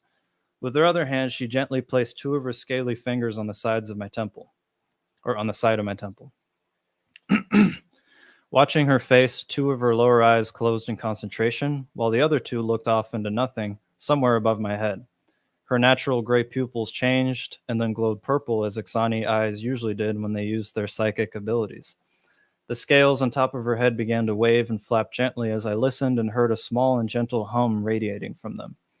It was similar to an air conditioning unit in sound, well, the previous ones at least, the low humming ones that were commonly used in ancient Earth. These days, a climate control unit of any kind is so quiet that breathing usually disturbs it. I closed my eyes and I let her do her magic. I could feel it, her psychic mind evaluation. It was like a gentle, warm feather tickling and stroking the outer walls of the inside of my brain, right underneath my skull. I could tell why most humans recoiled and avoided the Ixani's neurological mind examinations as much as possible. As essential as they were to both human and Ixani healthcare, most of us got the creeps or avoided it altogether unless it was absolutely necessary. It was extremely uncomfortable. I now saw why. As the feather gently tickled the top and the sides of my brain, every instinct within me screamed to recoil and back away. I ignored them, of course, trying as I could to force through the discomfort. Recoiling her hand, Tavika's lower eyes shot wide open. Instantly, the glow in her 4 eyes disappeared and her normal gray eyes returned. She jumped back startled and pulled back her hand, shaking it hastily as if she had just touched a hot stove. Her epithet! Tafika cursed for a brief moment in Takanith before she spoke again in English. Your pulse and brainwaves are spiking, Markin. She cussed something again in her native tongue, something I didn't understand, before switching back. It's like you just watched someone get murdered. Bloody hell, Mark. I couldn't help but to laugh. Told you. Clicking her two tongues, Tavika shook her head in disapproval as she pressed four fingers into my cheeks to open up my mouth. She waved my head around slowly as all four of her eyes squinted and looked inside like I was at the dentist. The concussion is completely healed. No alternative damage to your exterior and interior. I'm pleased to report no neurological or otherwise physical damage has occurred. Your brain is exactly as it was before you boarded the ship. So with that being said, and seeing what I just saw in that head of yours, she shuddered as she emphasized head. You're definitely not bullshitting me. You're the Doc. She smiled. Waving her hands, the projector screens instantly flew across the room and surrounded us both. Like a carousel, the digital monitors encircled us and spun slowly around as she continued to speak. The UI was ready to write down at any milliseconds notice anything she or I had to say. The exact moments we said it, I glimpsed at them for a moment as they wrote down all of what we just had both said into notes, as well as a red dot icon to indicate that it was now recording. Tavika's frown quickly returned as she leaned back in her chair and stared at me. Wormhole fatigue can have some nasty side effects. You're no stranger to the science, especially for first-timers. But this, I've never heard of or seen anything like this. I gulped as I remembered what I told her previously. Let's go over it again, shall we? She tapped her head as she also pointed at the screens. I looked over at the recording icon and nodded. I understood. All right, Markin. She spoke in a slightly more official tone now that she was on the camera. I looked over at them and frowned as I watched the spinning projections, knowing this would be delivered to the captain and possibly jeopardize my position on the mission. Since I was dealing with an Exani, however, I was forced to tell the whole truth and nothing but the truth, being that she could quite literally read my brain and tell the captain at a moment's notice if I was lying in any way. I was forced to tell the complete truth as to why I left my seat and proceeded to get my injuries. And I didn't like that truth one bit. Have you had any history with hallucinations before, Mark? No, ma'am. She clicked one of her tongues, an Exani form of acknowledgement similar to a nod from humans. No hallucinations or unexplained sightings your entire life? No, ma'am. Right. A click. That was your first wormhole jump, is that right? That's correct. And so you say you saw Tanik's face melt off? In perfect details what you told me before. A long silence. That's correct. So let's say similar to ice cream or candle wax? I gulped as my heart rate intensified. That's correct. I didn't know what else to say. She blinked her four eyes as she stared, pen tapping against her lips. Something like The Thing or Predator, you would say? Maybe something like the ending to Raiders? She recalled as the screens wrote all this down next to our heads. I smiled. You know John Carpenter's The Thing. Wow, Tav, I'm impressed. Shut the fuck up, Markin. She punched my shoulder. I love ancient Earth culture very much, thank you. You know I'm into old Hollywood stuff, you asshat. We both laughed. There she is. She clicked and scoffed loudly, shaking her head. Is that a yes? Like The Thing or the melting of ice cream? Yeah, yes, I would say so. Yeah. Something like that, only, well, I was getting really uncomfortable now. Some of the tissue and the muscle tendons were still holding onto his skull, like it didn't want to leave his skin, as if he was struck by a nuclear blast. The question lingered in the air for far too many moments. I nodded. And Tanik was still speaking to you? Yes, ma'am. It was like it never happened at all. He actually acted completely normal, which is fucking insane, considering how real it looked. I shuddered. The vivid details and the smell. Oh my god. The smell. She clicked her tongue again. Tavika remained silent for a moment as she squinted her eyes and looked at me. She looked over at the carousel of screens as the interface continued to circle us, awaiting the next word. Still recording everything, she looked back at me as she blinked one by one with each of her four eyes. It's no It's no doubt the wormhole caused you to hallucinate, Markin. But what's bugging me is that hallucinations have never occurred during wormhole jumps before. Ever. Then to make it even more baffling, you didn't just see it, you smelled it. You heard the melted skin plop onto the floor. That's multiple senses. An extremely vivid hallucination. We stared at each other. She could probably tell I was feeling nauseous from the paleness in my face. What makes it even more peculiar is I saw the memory. The visuals too. In there. She tapped the side of her head. You didn't even do it justice. I've never seen anything like that in any movie. A very long silence. We both stared into each other's eyes, fear slowly creeping into us both. What are you thinking, Tav? She just shook her head. No clue, Mark. You think I'm crazy. That's what a human would say. But you read my mind. That you did. Or that I did. And you can tell when a human brain is lying. That I can. And you also saw it yourself too? Just for a moment? Silence. Exactly like you told it. Another long silence. The screens continued to circle us. It felt like I was being interrogated. So you can also tell when a brain was hallucinating or is hysterical or insane, right? I only asked for the camera's sakes. Tavika smirked since she suspected so. I already knew the answer, of course, but if Captain Moon was watching, I needed to plead a case for myself since I was practically inside an interrogation room. I could tell by Tav's smile that she understood. That I can. Fascinating. She smiled. We can easily tell when a brain is psychopathic, sociopathic, disabled, worn down, insane, and most tricky, lying. She looked over at the screens. I didn't detect any of that in yours. Not one trace. I sighed with relief. Does that make me innocent, Your Honor? She laughed. I smiled. That felt nice. So, did you see some kind of nerve or pulse up there inside my brain, like a hiccup in neurons or a neuron synapse firing off or whatever? Tavika looked away. A bit more complex than that, but yes, you could say so. I know for a fact when a human just lied. Oh, made a typo here. Let me fix that. I know for a fact when a human just lied or is telling the truth. The brain tells me up to about 4 minutes after they spoke. And I told you all of this, about 2 minutes ago? Before we started this recording? She clicked. That you did, word for word. A long silence.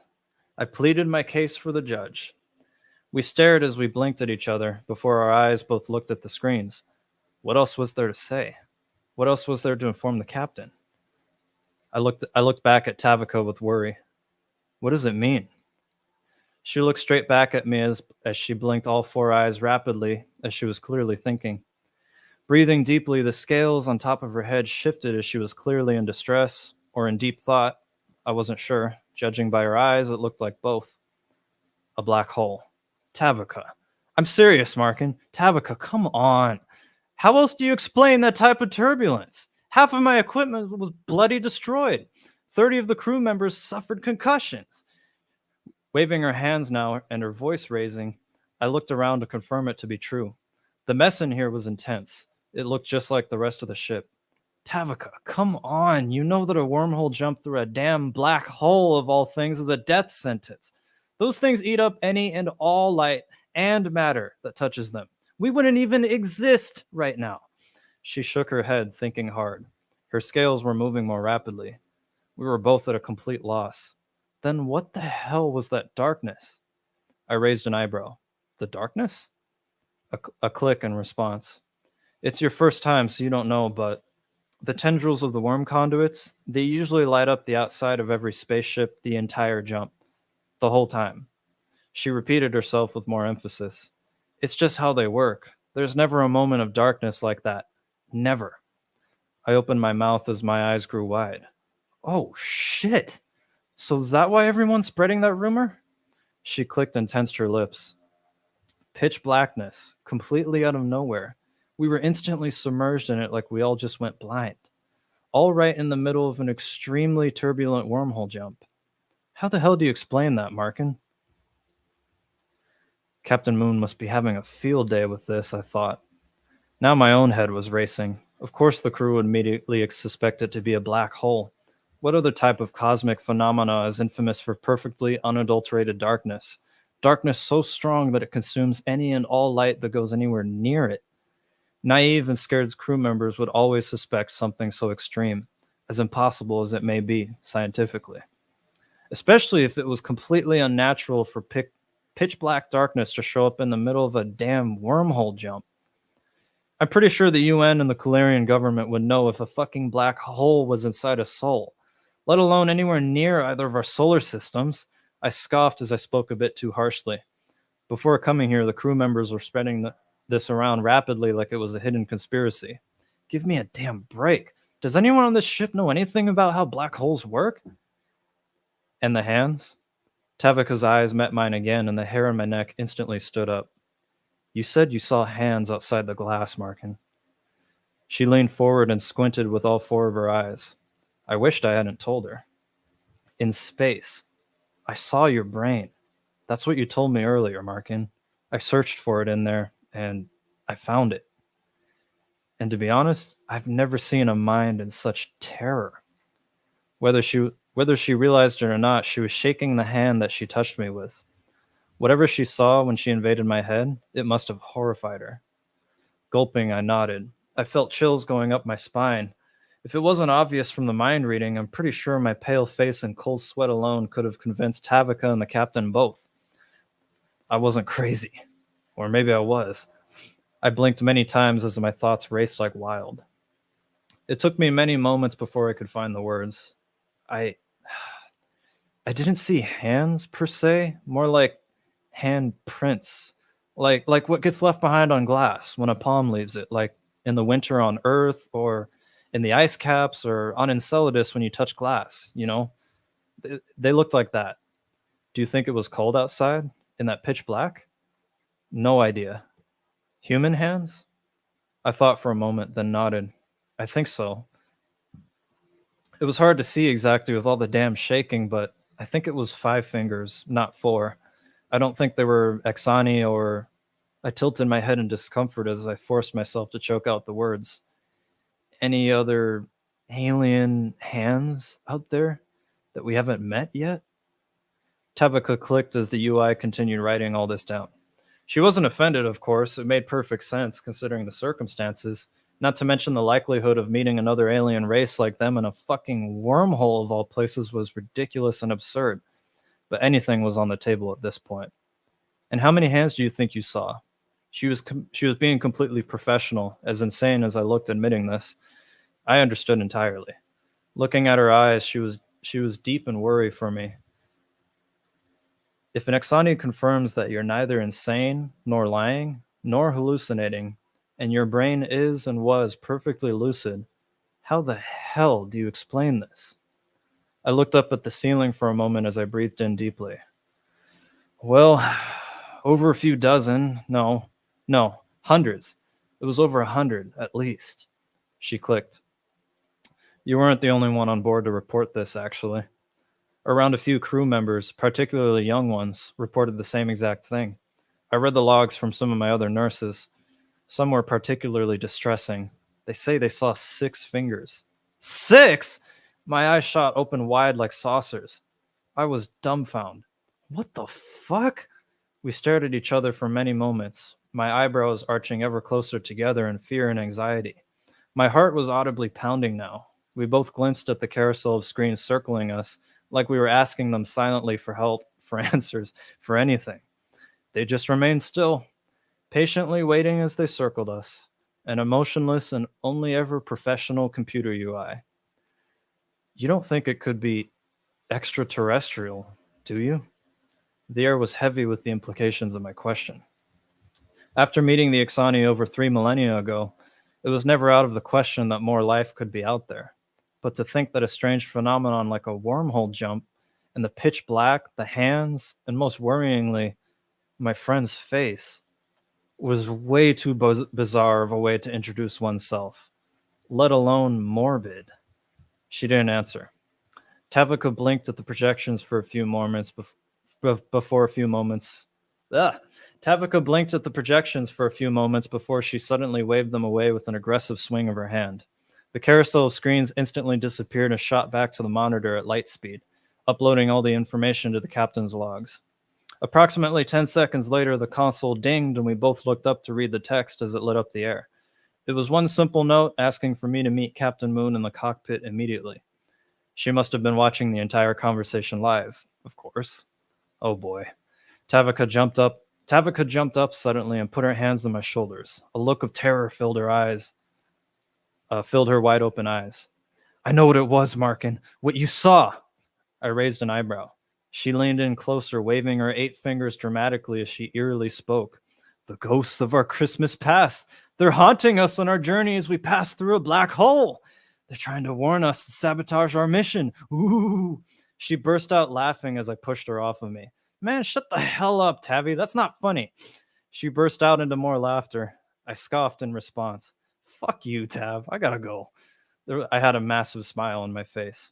Still laughing way too loudly, she yelled behind me in a mocking tone as I stood up and tried to maneuver around the obstacle course that was her destroyed emergency room. You've got quite the imagination, Moonborn. Funniest case of worm fatigue I've ever seen. Tell me when you see the predators or xenomorphs on the other side of that glass, huh? Whatever you say, you're the Doc. Doctor Who? Wrong reference. I know, Markin. Take a damn joke. I raised a bird. We both laughed. It felt nice. If it wasn't for our banter, I'd imagine we'd both be stressed out of our minds right now. What the hell. We were both stressed out anyways. No answers, no explanations, only questions leading to even more questions.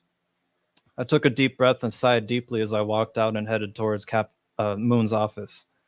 God, I was not looking forward to this. 6 fingers. What the fuck? I mumbled to myself as I passed by the line of irritated and angry-looking injured crew members waiting in line for Tavika's ER. I walked down the hall straight towards the front of the ship as I passed by many more ER lines exactly like hers. Before long, I would be speaking face-to-face with Captain Lilana Moon of the Reclamation B-19. Somehow I was going to need to either explain my hallucinations to her or plead my case to be kept here on this mission. Either way, I had never felt more worried or uncertain in my life. My assignment for this mission was Pluto Intelligence. My presence here alone sparked much controversy and discord among the crew, me being the only Moonborn on board. It was a controversy Lilana Moon compromised on when she selected me for the mission. I was really hoping she wouldn't regret that. I walked and continued forward, thoughts racing and my mind haunted. Hold on, let me fix this typo. I walked and continued forward, my thoughts racing and my mind haunted by the visions that I saw all those hours ago. I needed to come up with something fast. I walked forward. And that's it. That was probably a long time. Apologies. That's why I split it in 2. The chapter originally kept going. Yeah, I was about to suggest. that it might be better even to just break it in 3. Have the FTL jump, and then the convalescence, and the second part be indeed another chapter. Ooh, damn, my voice is sore. Well, I'm trying to do what I've seen in novels. While I'm trying to keep it as short as I can, it's just that my problem is I'm long-winded both as I speak and when I write. So I'm sure an editor will help me trim that down and maybe help me not use so many words and get the point across faster. But, I'm trying to... First, I make this scene of a wormhole jump that's really surreal and really weird. And then I have this exposition scene between a nurse and the main character explaining what just happened. I didn't really want those separated by a chapter, I wanted those in the same chapter so that way as people are reading it and seeing if they want to continue reading it, it's at least engaging up to that point. I don't know. Tell me, roast me. Tell me what you all think. I think that you are definitely right to say that you are extremely long-winded. Mm-hmm. I think you may have used an overabundance of descriptions, and reading that whole entire wormhole... Am I wrong? I like to describe stuff, especially surreal things. Yeah, like it's a natural tendency that you have as an author when you're, stretching out and spreading your wings and all that. You have your little thesaurus beside you, and it's like, oh, I want to put down those words together. This sounds like a really nice pro and all of that, but it's like, okay, come on. I think we need to keep the movement of this going. I think we spent a little too long on this one point. Can you please move on to the next? Fair enough. It is a first draft. It's been edited a few times, but this is like very, very early. Well, it's probably a very should have wrote solid more first of the draft. story first before I presented, but I was just too excited. I wanted to present. Well, it is a pretty solid first draft. My first draft that I was going to present today has an entire middle section that hasn't even been written yet. I like that quote at the beginning. Very It was sort of very- property developers in space. Yeah, it was. Oh yeah, that was It was so- very BioShock. yeah. So I had this idea as I'm building Australia as a place. It's basically like Vegas of the stars, but times 10. It is the most luxurious paradise resort ever built, and it was built on Pluto on purpose, so that way it would be kind of like, how Vegas is in the middle of the desert, a place you go to in between places. That's pretty much what his intention was. So every chapter, or in between every chapter, is going to be a quote from him as the construction is happening to after the construction finished. And he's just kind of like this like speaker figure where he's trying to hype up the audience. And I'm having a lot of fun writing that character. Not to mention he has like the coolest name, Johanna Stara. Johanna Astara. Yep. Oh my god! When His name you is wish Johann you Star. Star. His Yep, name is that's where the Johann name, Space Axula. You You know why the Space Marines are called Space Marines Axula? Why? Because they're named after Jimmy Space. Yeah. And the craziest part? Let me, That's canon. They were named after Amara Astardi. basically, what I'm going for is Yeah. later on. I don't know if you guys could tell by the supernatural things that were happening during the wormhole jump, but there's some weird things happening, and it's going to be explained as time goes on. Yeah. And so the naming of the novel, Astradia, Astara, these are all play on words of astral. And so, yeah, that's intentional. No. Astradia sounding like astral. Yeah. You've established Speaking of that which, very clearly. I was going to ask, does the ship's FTL insurance cover accidental trips through the 40K warp? Well, no one on board, especially the captain, and you'll see it in the next chapter that she's being yelled at by a UN official who is pissed. He's losing his mind. He's so angry with her. They weren't expecting it to be that bad, like to where people were literally being thrown into the ceiling, like a plane, like falling out of the sky. They weren't expecting that, and there's a reason for it. It's because it was supposed to be in this chapter, but I realized it was too long, so I split it in two. It's because they passed through an anomaly. And what is an anomaly? We don't know yet. I mean, I know. I'm the author. I have the whole story in my head, but the audience doesn't know yet. And neither does Markin or anyone. They're questioning, what the fuck is an anomaly? And people are theorizing, is it a black hole? No, it's not a damn black hole. You can't nothing survives a black hole. It's something else entirely. Similar, not the same. Also, if there is a black hole, that means there is no Pluto or any number of other celestial bodies in the solar system right now. But I do actually have to get going prematurely, sadly. I will be more than happy to share more of my thoughts later. Okay. And sadly, this also means I will not be able to present today, but hey, that's probably for the better. Yeah, well, next time. Oh yeah, definitely next time. Like I just got back into the swing of it. I'm like, okay, goddamn, I really want to go back to really committing to this, so I'm going to go in and do that. Yeah, do what I'm doing. An hour of writing every day, no matter what. I'm forcing myself to. I choose a time, really and and sometimes I feel like crap, but I get into it and I get into the zone, and then I start to I make a really good scene, And then, of course, I have to edit it down because it's too descriptive. I just have a mind that works that way. God damn it! I'm gonna need a good editor for this. All right. Well, I gotta get going, Bill. Sorry. See you guys later, and take care. All right. All right, see ya. See ya. Bye. All right, Raptor, I'm looking at your comments. The imagery so far is really good. Imagine the sound came from inside the ship. Yeah, well, it's kind of like what would happen if like a spaceship actually had a sonic boom. You wouldn't be able to hear it from outside because there's no sound, but some of that boom could be heard from the inside. Just like how we fly planes, you know, it's louder on the outside, but some is on the inside. So what they heard was the turbulence of that wormhole jump from only the inside, but it was so loud no one could hear anything, which means that it's even louder on the outside if there was sound. But as we all know, there's no sound in space. I forgot the exact science on that. Is it because there's no like air molecules to vibrate? I forgot. It's something really cool like that. Change pound, hit, etc. Since pound is kind of fills you in. I don't know what you mean by pound. Oh, pound like pounding into the ground? Yeah, like when you were like Okay. pounding against the door and then hit. It just kind of felt like the order, like the escalation order was kind of off to me. De-escalation. What do you mean? Like when, you know how you start off by kind of hitting the door, start by push, then you hit, and then you start pounding. Since pounding, does that make sense?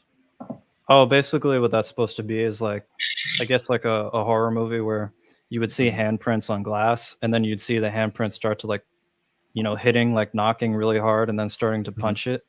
That's pretty much what I was going for there. It's supposed to, you know, hint at what's to come later. Okay. Yeah, it was just like the kind of the escalation of force against the door is kind of weird. Weird. Yeah, Weird. there is an explanation for that. Oh, okay. It's, I don't want to spoil anything. Okay. Just explain, or like, what do you mean? Like, feel free to lay it out. Well, it was just like it just kind of felt like it went up and down as far as the intensity of the impacts, just by virtue of the wording. Was that intentional? Oh, Or you're was it talking about supposed like from the main character and everyone like sliding around the ship and then flying up and down? Yeah, that was intentional because it's kind of like an airplane when it hits turbulence. It's never all at once. It's kind of like a bunch of shaking. You're still for a little bit, and then a little bit of shaking, and then a lot of like really hard shaking, and then you're still for a bit, and then like 5 minutes later shaking again. You know, that's kind of like what I was going for.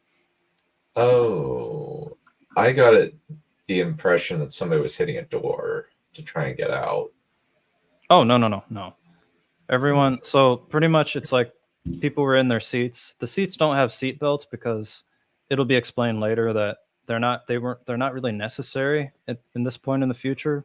Usually wormhole jumps are very smooth, and they sometimes, like, I'll have a joke where a character will say, like maybe like a really snobby character will say like, "Oh, a drop of my wine flew out of my glass. I was insulted by the captain." You know, something like that, where implying that they're usually very smooth.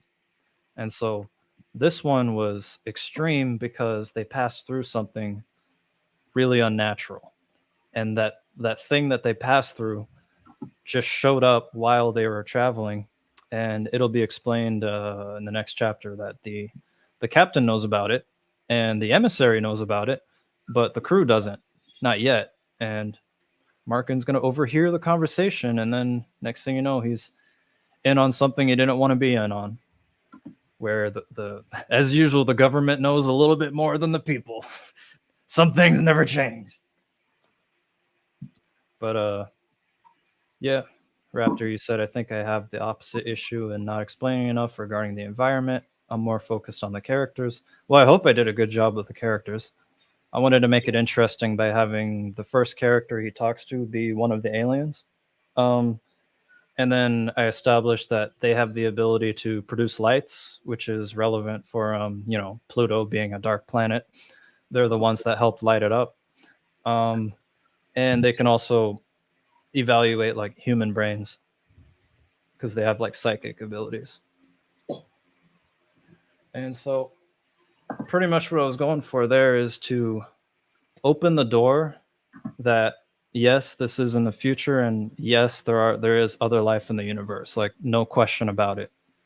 That at this point in like the years 5200 or whatever it is, because it's sometime after 5171, that they've been around for a long time and they've been partnered with humanity, with nuance, of course. There will be a little bit of implications on that there have been wars or revolutions that have happened throughout history.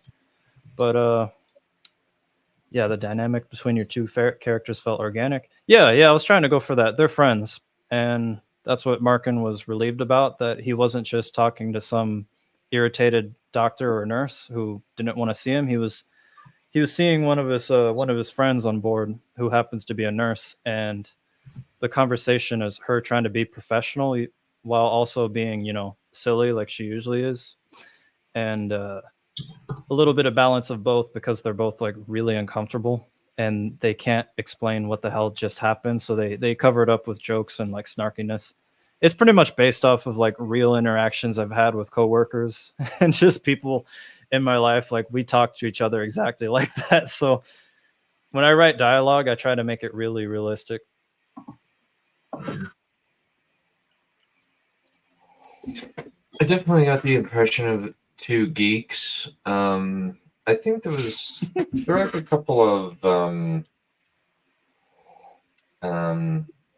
I get like a couple of word choice things that I was like, it's a little bit odd. I don't think you need to use spoke necessarily. I think that said is fine. Beware of said bookisms. Said and says are usually fine for 90% of dialogue tags. I could have sworn, I've been reading novels, obviously, to help me out. I could have sworn I saw spoke as one of those reading tags, but good to know. I'll see what an editor or publishing agent has to say. If they don't like it, well, fair enough. They're the professionals. Usually, how I've heard the word spoke is he spoke with, in reference rather than he spoke. Oak and. Or it might be like describing, like putting more of a time, putting their speech somewhere in time, like say, finally they spoke, or this person spoke first. So there are uses for the word. It's just it's not as a dialogue tag. It's a little bit awkward. Okay, good to know. I'll keep that in mind as I edit and write. I think it's just a bad habit of mine because I've been doing that like my whole life. I try not to go overboard with tags. Sometimes instead of a tag, I'll just write like what their body language is. I find that works really well. I did that a lot here, actually.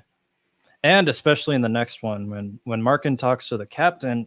So she is a very poised and precise military official with like a lot of discipline.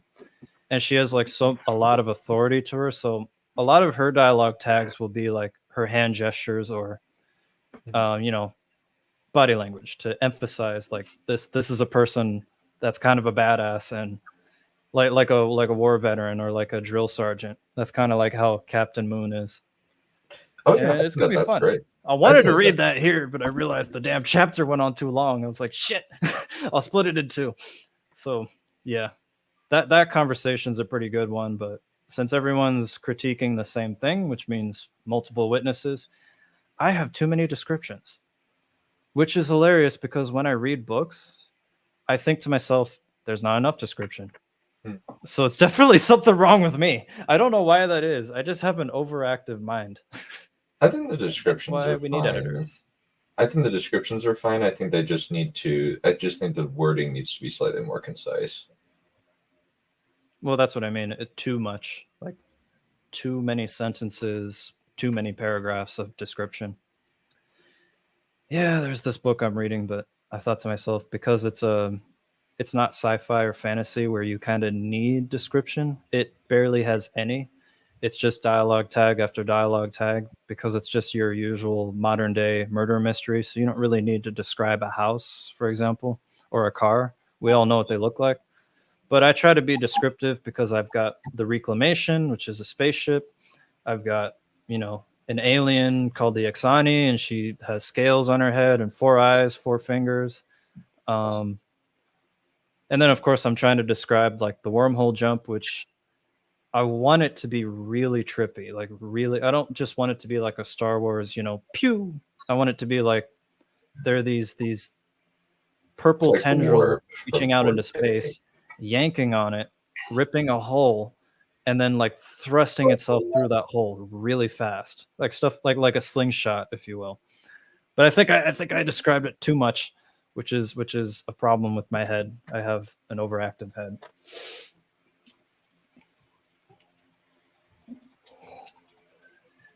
I will for chapter 2, if it goes over 10 pages, I will take that into account.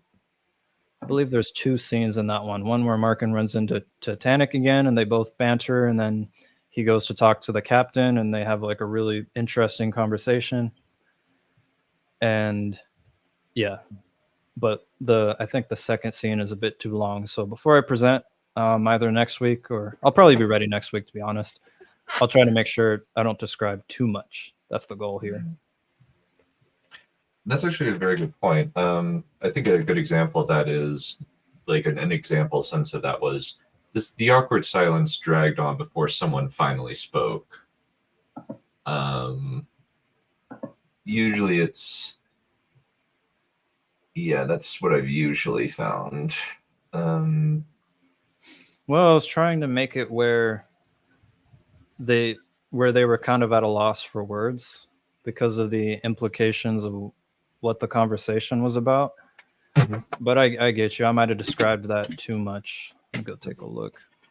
Well, I think that we're probably going to have to call it there. We've been doing it for almost 2 hours. And I honestly am feeling like I might have a little bit of diarrhea. So I don't want to keep anybody too long. So I think we'll just call it good for today. See you guys later. All right. All right, see ya.